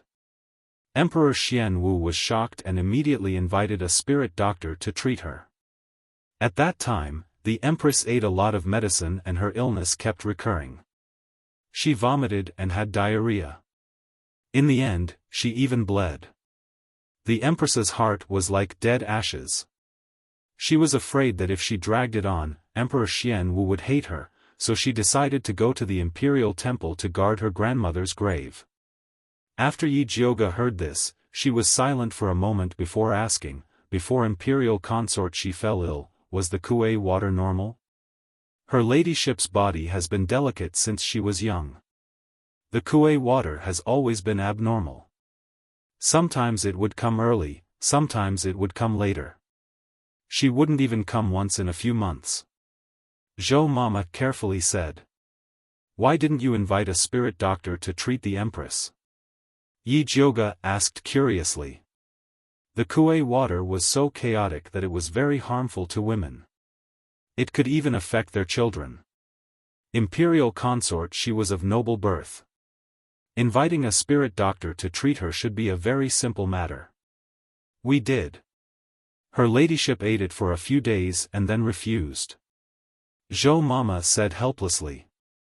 Imperial consort She loved beauty since she was young. She also liked to practice dancing. In order to maintain a light body, she strictly controlled her diet. Thus, the Kuei water had always been abnormal. Those spirit doctors' prescriptions were all to increase her appetite. Of course, she wasn't willing. It wasn't until Bai Linglong gave birth to the smart and cute Dongfang Ke that she had the thought of having a child. Only then did she start to treat her body. Unfortunately, before she could get pregnant, she was killed by the empress. So that's how it is. Yi Jiuge nodded. This verified her guess. Dongfang Ke heard them talking about the Kuei water as if there was no one else around and felt inexplicably awkward. Seeing that Yi Jiuge was silent, he asked, "Big Miss Yi, you still haven't told me what illness imperial consort she had and what poison she was poisoned with." Yi Jiuge came back to her senses. After thinking it over, she said, "If I'm not wrong, imperial consort she's illness was because she didn't take care of herself after her miscarriage. That's why there was blood clot in the palace and suppressed the symptoms of her poisoning. That's why those spirit doctors didn't notice that she was poisoned." "What did you say?" Dongfang Ke wondered if there was something wrong with his ears. "Miscarriage? Imperial consort she had a miscarriage. What did that mean?" "Imperial consort she should have been pregnant before she got sick. That's why she had a bad appetite, chest tightness, and nausea." Yi Jiuge really didn't know what to say. A dignified imperial consort didn't even know that she was pregnant or that she had a miscarriage. She didn't know if they should say that they were careless or that the empress was very scheming. She was actually able to lay down layers of traps before the main character noticed. "Big Miss Yi, is what you said true? Her ladyship was pregnant before?" Zhou Mama looked at Yi Jiuge with a pale face. "That's right." Yi Jiuge nodded with certainty. "Her ladyship, my pitiful her ladyship." Zhou Mama's lips trembled. She suddenly slapped herself. She couldn't help but cry out of regret. As the ladyship's personal mama, she actually didn't notice in time that her ladyship was pregnant. She deserved to die 10,000 times.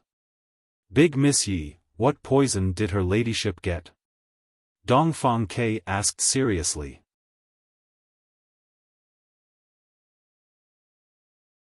Chapter 89. Noble consort she's poison is called beauty illusion, Yi Jiuge explained. This poison was very strange. Although it was a poison, it could suppress injuries. It was just that the injuries would look better on the surface, but the insides would continue to rot. What was even more strange was that this poison couldn't be used to clear heat and detoxify. The more powerful the spirit medicine, the more severe the backlash would be. The 1,000-year snow lotus that Emperor Xianwu had gotten was a fatal poison to noble consort Shi. Because this poison was too strange, the spirit doctors couldn't tell that noble consort Shi had a miscarriage or that she was poisoned. In the end, they attributed it all to a strange disease. Where did the empress get this poison? Dongfang Ke's heart kept sliding. The spirit doctors had never heard of the king poison in his body and the spirit poison in noble consort Shi's body. How could they fight against the empress? I'm not sure about that, but the world is big and full of strange things. You might think these poisons are strange, but they're actually very common in other places. For example, this beauty illusion poison is a poison used on noble consort Shi who had a miscarriage, but if used on ordinary women, it has the effect of retaining their beauty. That's why some noble ladies in small countries would take it regularly and detoxify it regularly, Yi Jiuge said. Noble consort Shi was older than Bai Linglong and could be considered Dongfang Ke's mother's generation. No matter how she took care of herself, it couldn't stop the passage of time. The reason why she couldn't be as delicate as a young girl was because of this poison. However, using such an extreme method to take care of herself was very dangerous. If she wasn't careful, she could fall into a state of eternal damnation. Then how can this poison be detoxified? Nanny Zhou wiped her tears and asked. The child's situation couldn't be saved, so the most important thing now was to cure noble consort Shi's poison. First use medicine to drain the clotted blood in noble consort Shi's body, then force out the beauty illusion. The method sounds simple, but the process is very painful. When draining the clotted blood, the suppressed beauty illusion will rebound and all the muscles in the body will rot. When the beauty illusion is forced out, the the rotten muscles will peel off. That feeling is probably no different from death by 1,000 cuts. Yi Jioga sighed. Although she could use needles to seal noble consort Xi's pain sensation, it was only temporary. This was because after the acupuncture points were sealed, it would affect the curative effect, so the pain was unavoidable. When Nurse Zhou heard Yi Jioga's description, she immediately felt a chill rising from the soles of her feet. She couldn't even say a word. Based on my observations, noble consort Xi is a person with a determined personality. She should be able to endure this kind of hardship. The only problem now is whether or not to tell her about the miscarriage that Her Highness once had. Yi Jioga looked towards Dongfang Ke and Nanny Zhou. When noble consort Xi heard that she had been deceived by the spirit doctor for so long, she was so angry that she vomited blood. If she knew that the child of her dreams was right in front of her, only to be lost because of her negligence and the enemy's persecution. She didn't even realize it from the beginning to the end, so he didn't know how sad she was. Dongfang Ke was silent. Nanny Zhou could not help but shed tears. She was noble consort Xi's wet nurse. She watched her grow up and loved her as if she was her own flesh and blood. No one knew better than her how much noble consort Xi wanted a child at that time. For the sake of the child, she even gave up the vegetarian diet that she had insisted on for many years to eat Chinese medicine that made her have a big appetite. Even if she gained weight, she was still ecstatic. It would have been fine if she hadn't been pregnant, but now that she had it and lost it, that feeling was the most painful. Yi Jioga found that he couldn't count on these two at all, so he could only say, "We'll talk about this later. Nanny Zhou, you've been out for so long. You should go back and take care of Her Highness first. If she wakes up, let me know." Yes. Nanny Zhou was also worried about Her Highness and hurriedly went back. When she returned to the room, she saw that Her Highness was still sleeping soundly. She finally heaved a sigh of relief, then started washing her face with water so that Her Highness wouldn't notice anything strange. In the end, she had only washed halfway when noble consort Xi woke up and called her from the inner room. She hurriedly wiped her face and entered the inner room. "Nanny, why are you crying?" Noble consort Xi and Nanny Zhou had been together for decades and knew her very well. She could tell that she was crying with one look. No, this old servant just accidentally blinded her eyes. This person is old, and it's easy to cry. Nanny Zhou smiled. "You don't need to lie to me. Did Miss Yi tell you something? Is it difficult to cure my poison?" Noble consort Xi stared at Nanny Zhou's face closely. She felt uneasy in her sleep just now, worried that everything just now was a dream. Yi Jioga was just perfunctory with her. When she woke up, it was all gone. "No, Miss Yi said that she has a way to cure it. She even gave you a prescription. If you don't believe me, you can ask her later." Nanny Zhou quickly comforted noble consort Xi. "Then why are you still like this?" Noble consort Xi didn't believe it. Over the years, people around her always told some white lies in order to comfort her. She also knew that they were doing it for her own good. But now, she didn't need those lies. She wanted the truth.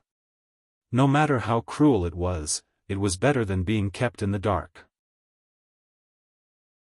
Nanny Zhou really couldn't bear to talk about the child, so she repeated the treatment plan that Yi Jioga said and then cried, "Your Highness, this old servant feels so sad when I think that you have to suffer like this.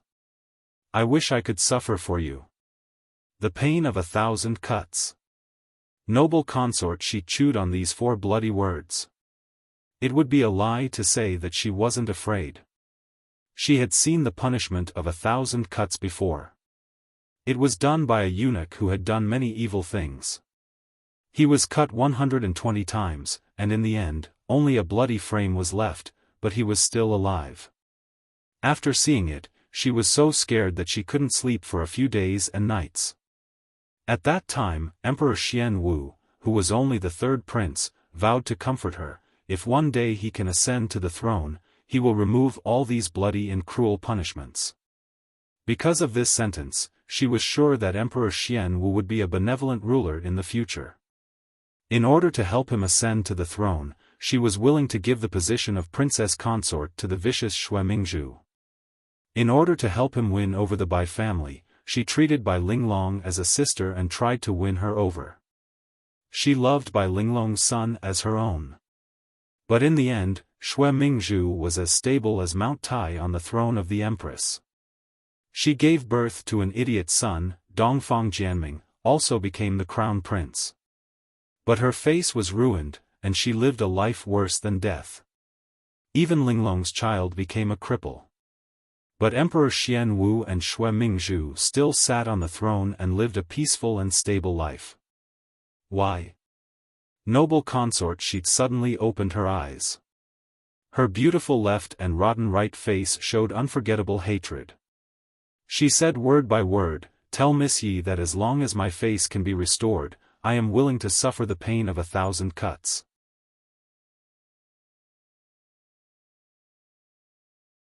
Chapter 90. Imperial Consort.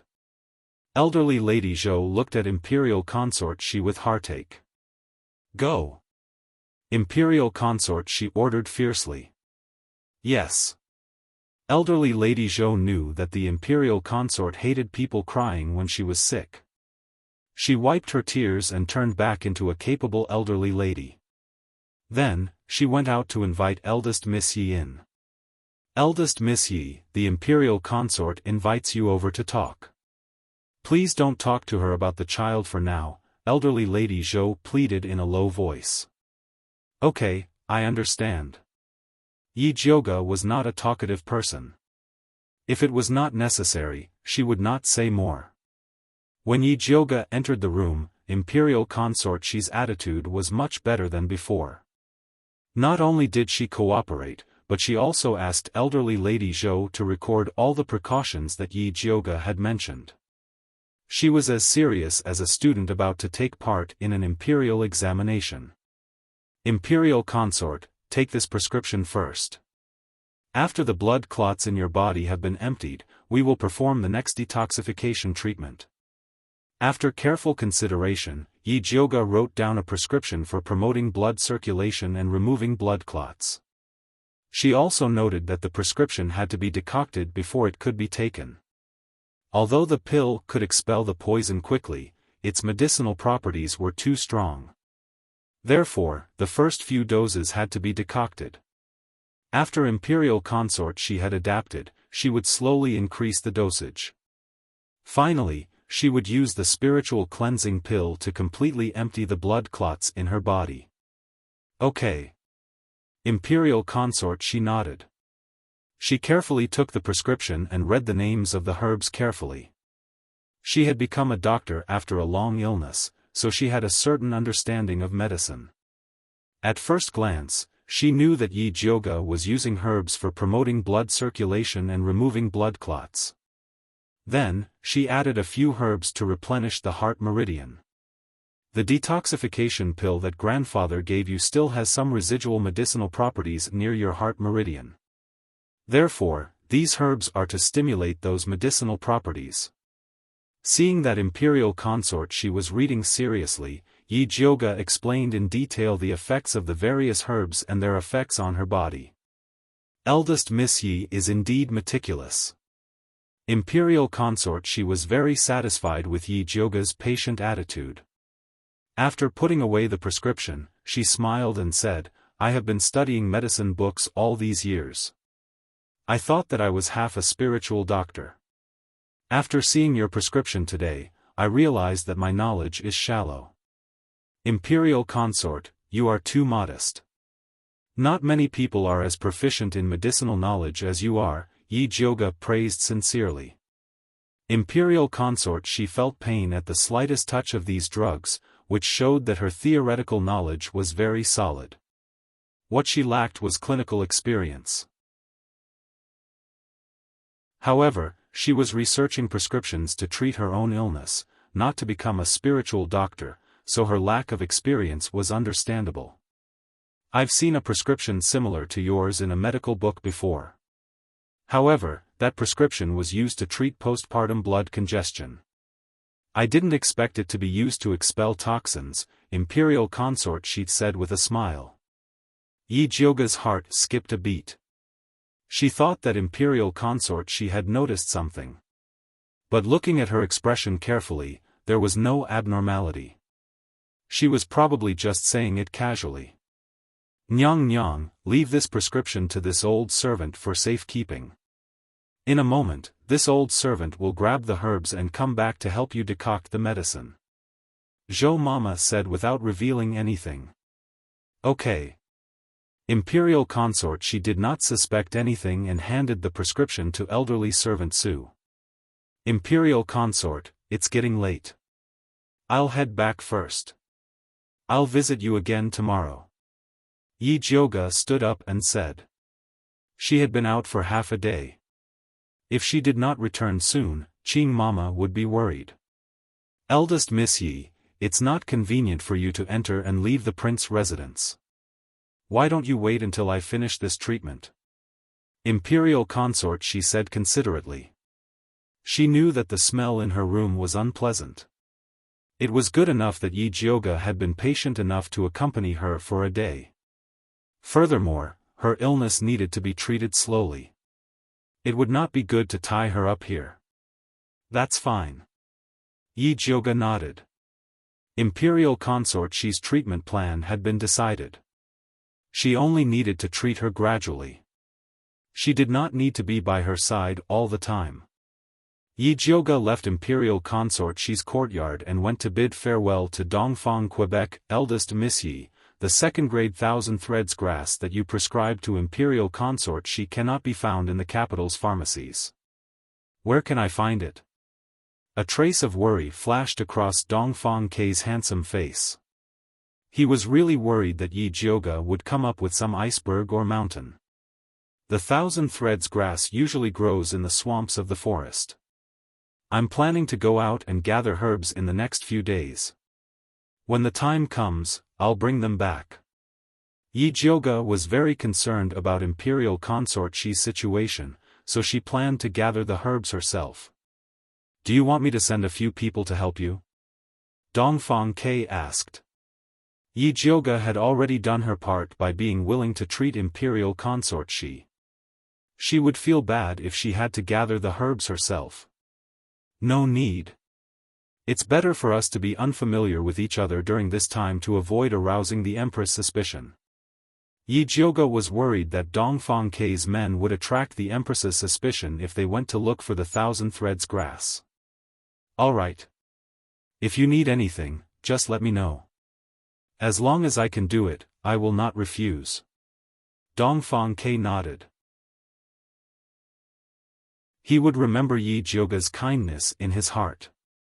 After Yi Jioga left the prince's residence and returned to the Jilin residence, she told Qing Mama that she would be going out to gather herbs the next day. Are you going alone? What about Lord Bai and Lord Wan? Qing Mama asked immediately. Yi Jioga saw that Qing Mama looked like she would go if no one accompanied her, so she lied, Lord Wan is not free.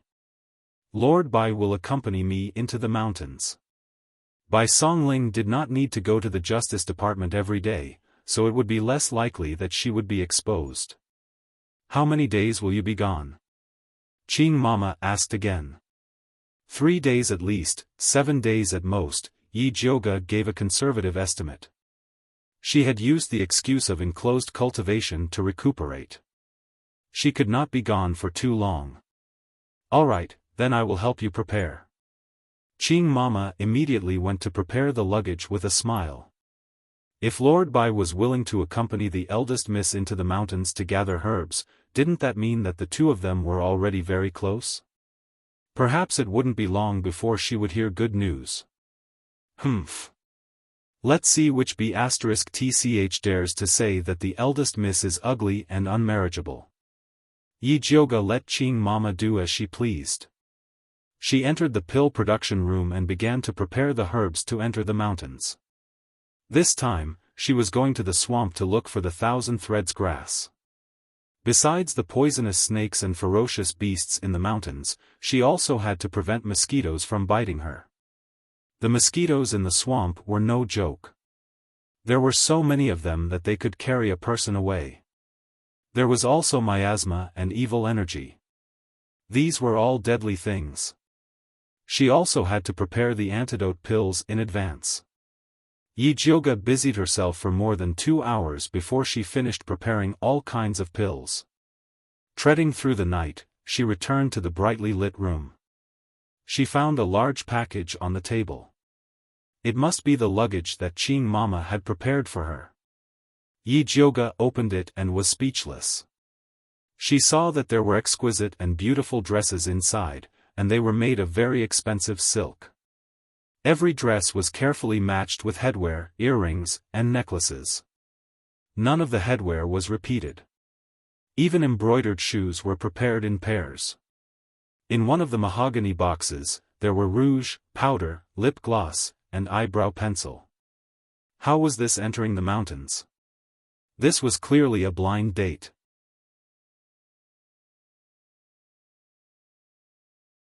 Chapter 91. Yijioga pointed at the package with a black face and said, "Mother Qing, are you afraid that I won't die fast enough by dressing me like this in the mountain to pick herbs?" Bah, child's words carry no harm. What are you talking about? Mother Qing glared at Yijioga angrily, and then said with a smile, "What do you know? Men like delicate women the most. If you don't create an opportunity for him to save the beauty, how can he be tempted by you?" Her big miss was good at everything, but she was too tough. Even men would sigh at her inferiority, who would dare to chase her. That was why she had meticulously prepared these things. If Big Miss could turn her small foot at the foot of the mountain, then Darren could carry her up the mountain. It would be even better if it could rain a little, and the two of them could warm themselves together in the broken temple. Mother Qing thought of the broken temple and immediately said to Yijioga with a very serious expression, "Big Miss, you can go out with Darren for the night, but you can't do something that you shouldn't do. A woman losing her virginity before marriage is the stupidest thing. A girl's virginity was a gem. Only when she gave it to her husband on the wedding night would it become the cornerstone of their relationship. If it was taken away before marriage, it would become worthless than cow dung on the roadside. Mother Qing, you really think too much." Yijioga admired Mother Qing's rich imagination. Losing her virginity before marriage? Even if she wanted to, she had to see if Zishang would agree or not. "If you want to lose your virginity, find me," Zishang teased. "Get lost. Does this pervert think I'm reading lines? Big Miss, men always say sweet words before marriage, you have to be careful." Mother Qing continued to persuade her with good intentions. She heard that Darren not only had red lips and white teeth, but also a very smart mouth. This kind of man was most liked by women and was the type that women were most likely to fall for. In her opinion, Darren was still the best. Not only was he handsome, but he was also capable. Usually, there was never any gossip, and he was also cold to women. If she married such a man, she wasn't afraid that he would marry 3 wives and 4 concubines, making the house restless.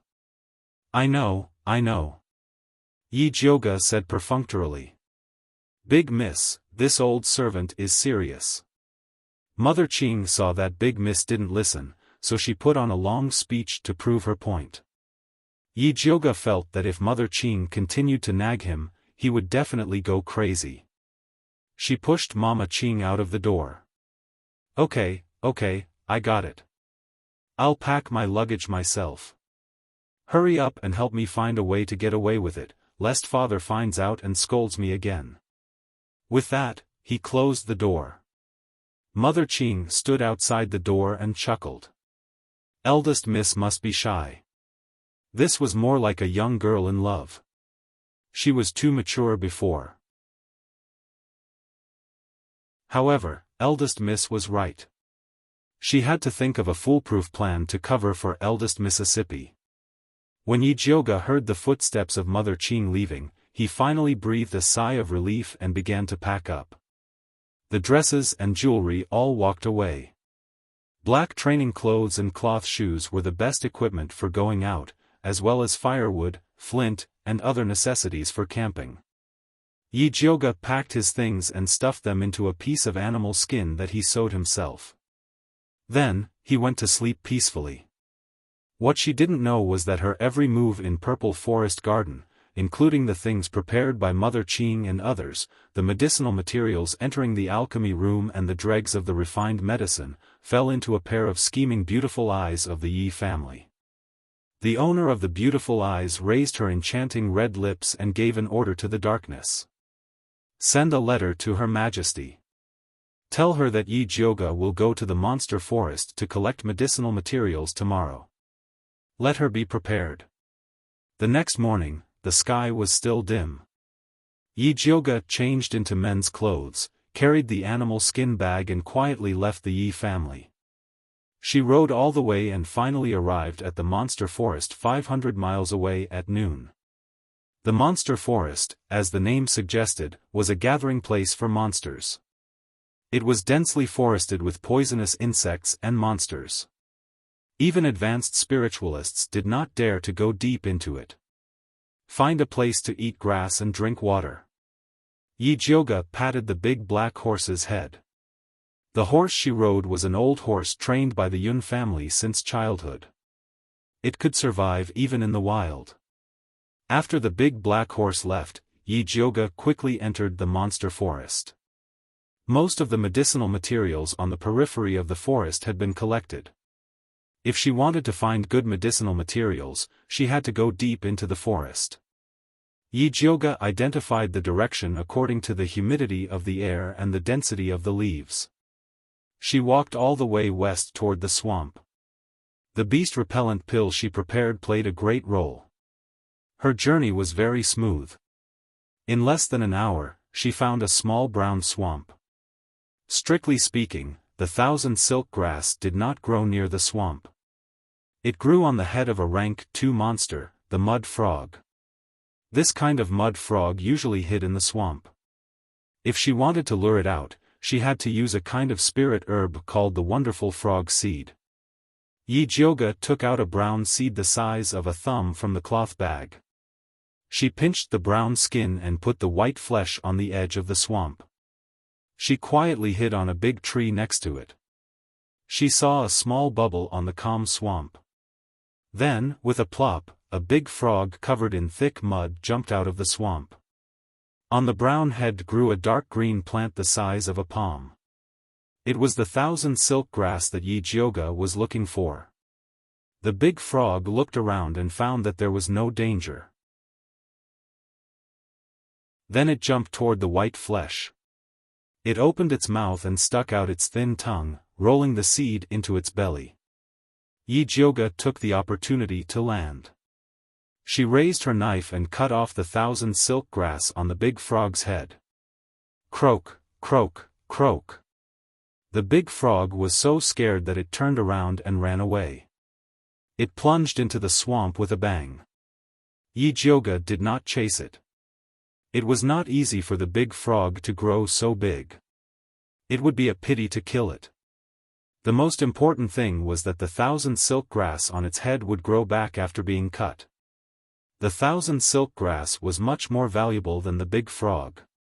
With a sustainable attitude, Yi Jiuge decided to put it back in the swamp. She could pick it up again if she needed it. Yi Jiuge put away the 1,000 silk grass and was about to leave the swamp. Suddenly, a fishy odor unique to high-level demonic beasts assaulted his nostrils along with the breeze. In the next second, a silver-white figure pounced at her with a sharp gust of wind. Yi Jiuge turned around and struck out with her palm. She retreated 3 feet. There was a clang. It sounded like metal hitting a hard stone floor. The silver-white figure landed on the ground. It was a rank 3 wolf beast. Its eyes were dark green like emeralds. Occasionally, they flashed with a violent red light. Its fur was as white as snow. There was only a tuft of black fur on the top of its head. It looked like the black hat of a county magistrate. It was the symbol of a leader. The wolf-beast leader stared at Yi Jioga with its dark green eyes. More than 10 gray wolf beasts appeared behind him. They surrounded Yi Jioga.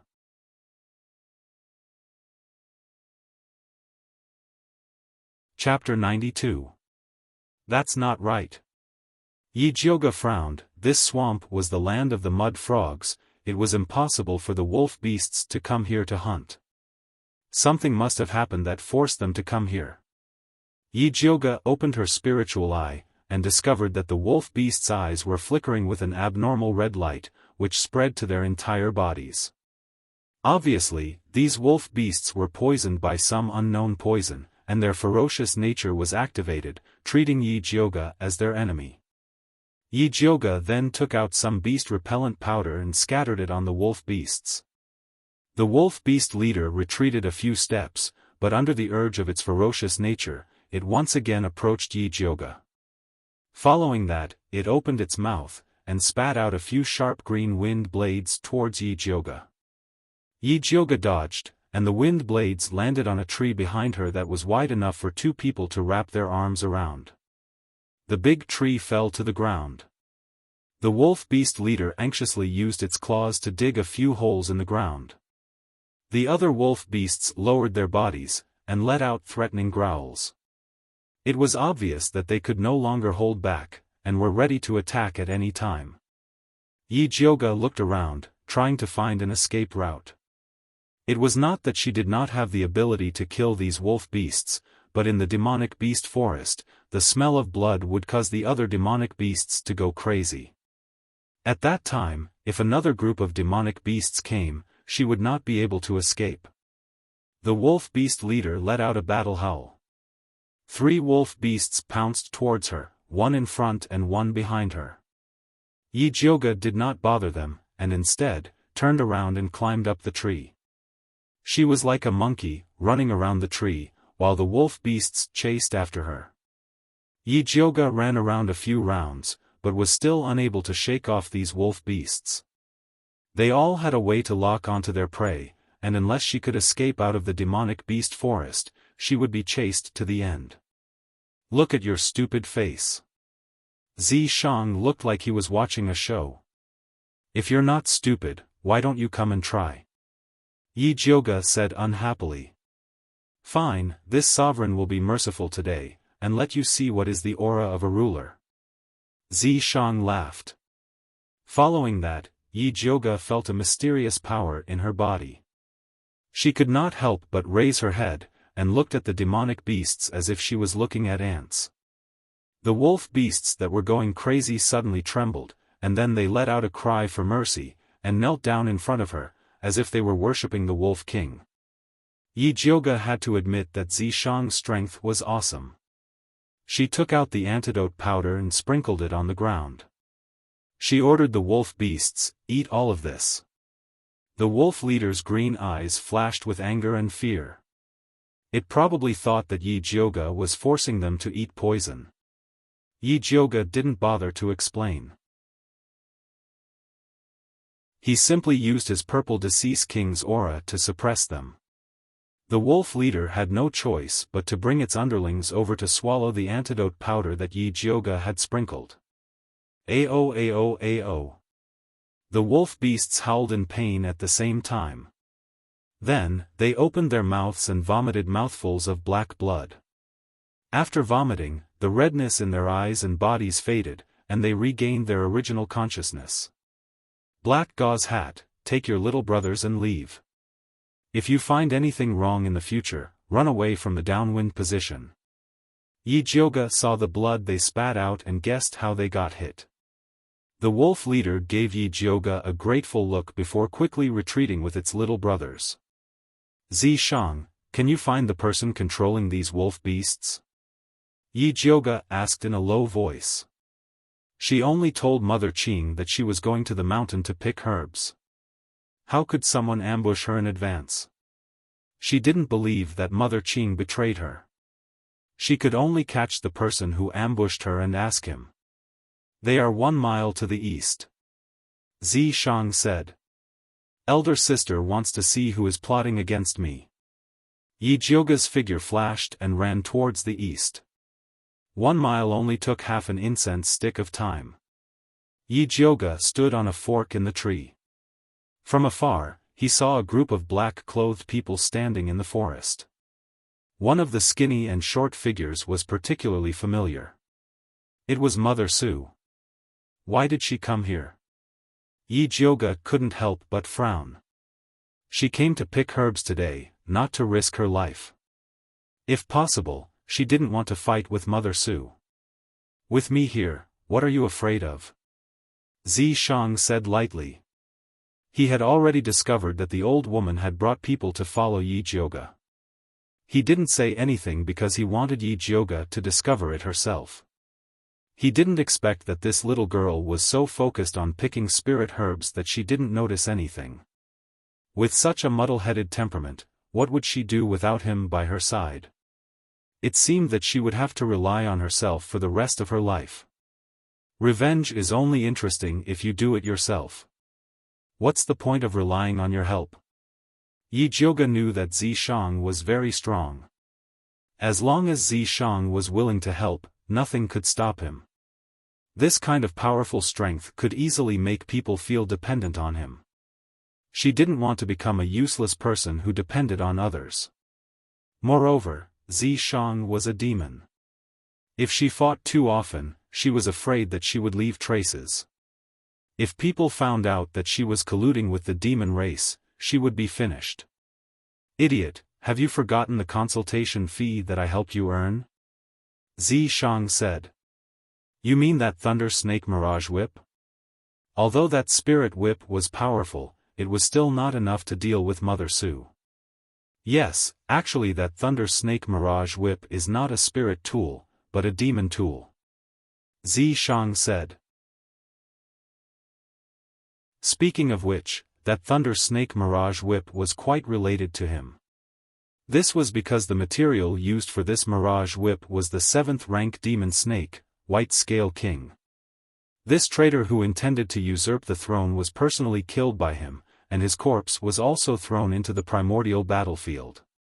He also didn't know which demon race junior actually secretly entered the primordial battlefield and refined the corpse of the White Scale King into a demon tool. Moreover, the refinement was quite decent. If people who didn't know what was going on saw this thing, they would really think that it was a damaged spirit tool. How could this be a demon tool? Yi Jiuge didn't believe it.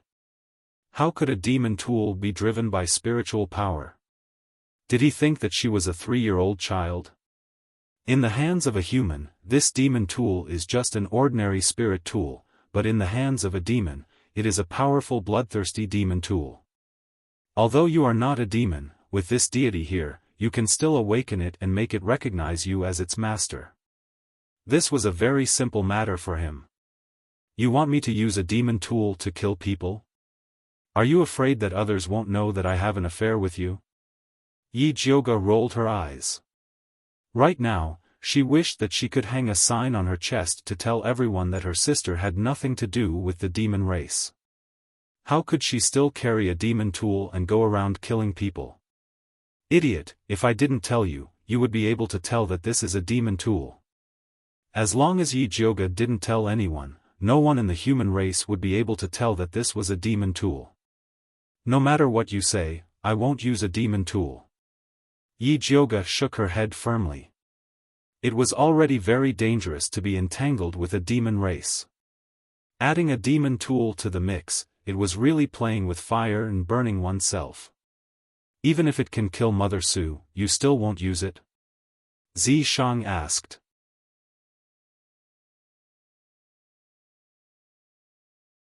Chapter 93. It was very tempting to kill Wet Nurse Su. Yi Jiuge hesitated for a moment before asking, Are you sure others can't tell that it's a demon weapon? I'm sure. Alright. Yi Jiuge admitted that he couldn't resist the temptation of becoming stronger and asked, How do I make it awaken? Xiaofan simply said, You just need to feed it a drop of blood. Blood again? Is my sister's blood so valuable? Yi Jiuge complained in his heart, but he still followed Zishang's instructions. He bit his finger and dripped a drop of blood on the head of the lightning snake illusionary whip. As soon as Yi Jiuge's blood seeped in, the lightning snake illusionary whip's body suddenly trembled. A line of blood extended from its head to its tail before disappearing again. Then, the lifeless lightning snake illusionary whip opened its bloody eyes and emitted a terrifying aura. At this moment, the men in black in the open area respectfully said to Wet Nurse Su, "Wet Nurse, those wolf beasts should have consumed most of Yi Jiuge's energy. Should we go and see what's going on?" "Go. Remember, leave one alive." Wet Nurse Su's skinny face showed a ruthless expression. When she heard that Yi Jiuge was going to enter the mountain, she took the initiative to accept this task from the Empress. As long as she could force out Yi Jiuge's secret, she could do whatever she wanted with him. Although Yi Jiuge was only a beginner spiritual practitioner, he was much better than those mortals without cultivation. He believed that after sucking her blood dry, he would definitely be able to break through and become a spiritual master. Wet Nurse Su was imagining the beautiful days after she advanced. Suddenly, she felt a chill behind her and instinctively dodged to the front. The black-clothed men who were still standing in their original spots were stunned. They saw a shadow of purple lightning attacking them. They subconsciously turned around and wanted to escape. Only a boom was heard. The bodies of these men in black were torn apart by the shadow. Blood and flesh flew everywhere, and broken limbs fell to the ground. Wet Nurse Su couldn't help but widen her eyes and look at Yi Jiuge in disbelief. Even though she was an evil cultivator, she had never seen such a bloody and terrifying attack. Yi Jiuge shook the lightning snake illusionary whip in his hand, but his face was pale. That attack just now had consumed too much spiritual power. What kind of person was Mammy Su? She immediately found that something was wrong with Yi Jiuge. She smiled gloomily and said, "Wicked girl, there is a way to heaven, but you don't take it. There is no door to hell, but you come. Since you have come, you will die." After saying that, he activated the evil force in his body, and a protective spiritual light with a thick smell of blood rose up. Yi Jiuge found that the protective light around Nanny Su's body had grown a bit stronger than when she was in Splendid Palace. He didn't know how many lives she had sucked to reach this point. Her expression darkened. She picked up the Thunder Snake illusionary whip and shouted, "Old witch, let's see who will die here today." After saying that, the lightning snake illusionary whip automatically attacked, transforming into countless whip shadows that attacked Wet Nurse Su. Nanny Su waved her hands and sent out red palm shadows one after another to block the attack of the Thunder Snake illusionary whip. The more she fought, the more frightened she became. Originally, she thought that Yi Jiuge would have used up most of her spiritual power after using that kind of attack. She didn't expect that Yi Jiuge would become more and more ferocious. The spiritual whip in her hand was like a cunning and cruel python that opened its bloody mouth and wanted to swallow her. What Nanny Su didn't know was that Yi Jiuge was also in extreme pain at this moment. The Thunder Snake illusionary whip was frantically sucking spiritual power from her body. She felt like she was going to be sucked dry. "Zishang, what's going on?" Yi Jiuge wanted to forcibly pull away, but she couldn't. If this continued, before Nanny Su fell, she would become dried meat first. It's a demonic artifact, so it always has a bit of a personality. You just need to communicate with it, Zishang said lazily. How do I communicate? She couldn't be yelling at the whip. She wasn't crazy. Use your soul power to forcibly give it an order, Zishang kindly reminded her. Zishang kindly reminded, "You'll be sucked dry in 30 minutes, so you have to hurry. Catch your sister." At the moment of life and death, Yi Jiuge was practically shouting with her soul, "Damn your Thunder Snake illusionary whip, if you dare to suck Big Sister's spiritual power again, Big Sister will cripple you." The Thunder Snake illusionary whip couldn't help but tremble. As expected, it stopped sucking energy from Yi Jioge. It immediately flew away from Yi Jioge's hand and fiercely stabbed into Nanny Su's chest, frantically devouring her. Nanny Su's body quickly dried up, and her face was as white as paper. She looked down at the silver snake on her chest in disbelief. In the past, she was the one who sucked other people's blood. She didn't expect that one day, she would be the one being sucked. Yi Jioge's expression was unsightly as she looked at the Thunder Snake illusionary whip that had instantly turned blood red. She couldn't tell that it was a demonic artifact with such a ghastly appearance. Did she think everyone else was blind? It's fine, it's just too thirsty. It'll just suck once, Zishang said without sincerity. Yi Jioge instantly felt like she was being played. At this moment, Nanny Su's body had already dried up like a skull. Just as she was about to call it a day, her body suddenly swelled up, and a strange red color appeared on her face. The Thunder Snake illusionary whip instantly returned to Yi Jioge's hand as if it had seen a ghost, and returned to its previous harmless appearance. Not good, she's going to self-destruct. Hurry and run. Zishang quickly sent a wave of demonic energy into Yi Jioge's body. At the same time, Nanny Su's body exploded with a loud boom. A huge wave smashed into Yi Jioge's body like a hammer. She only felt her blood and qi churning, and her body flew out like a kite with a broken string. Hold on, I'm going to sleep for a while. Zishang said the last sentence, and then went silent. F***ck, F***ck, F***ck. Yi Jioge was really going crazy. Her spiritual energy had already been sucked dry by the Thunder Snake illusionary whip, and she couldn't move at all.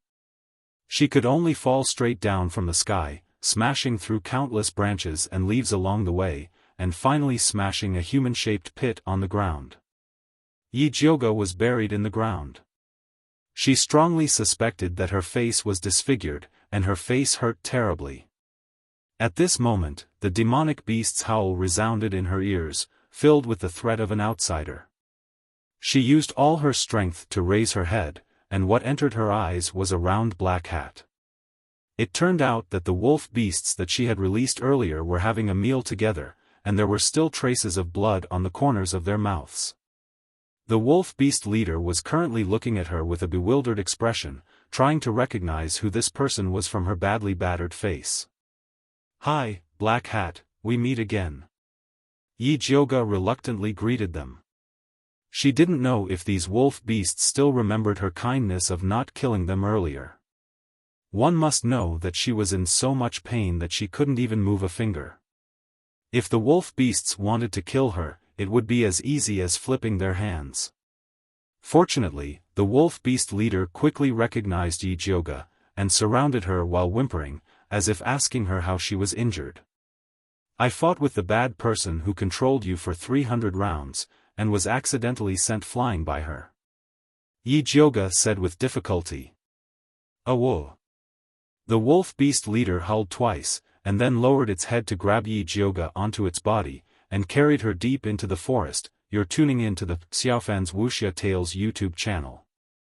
Don't forget to subscribe and join us on this journey to catch the most captivating stories.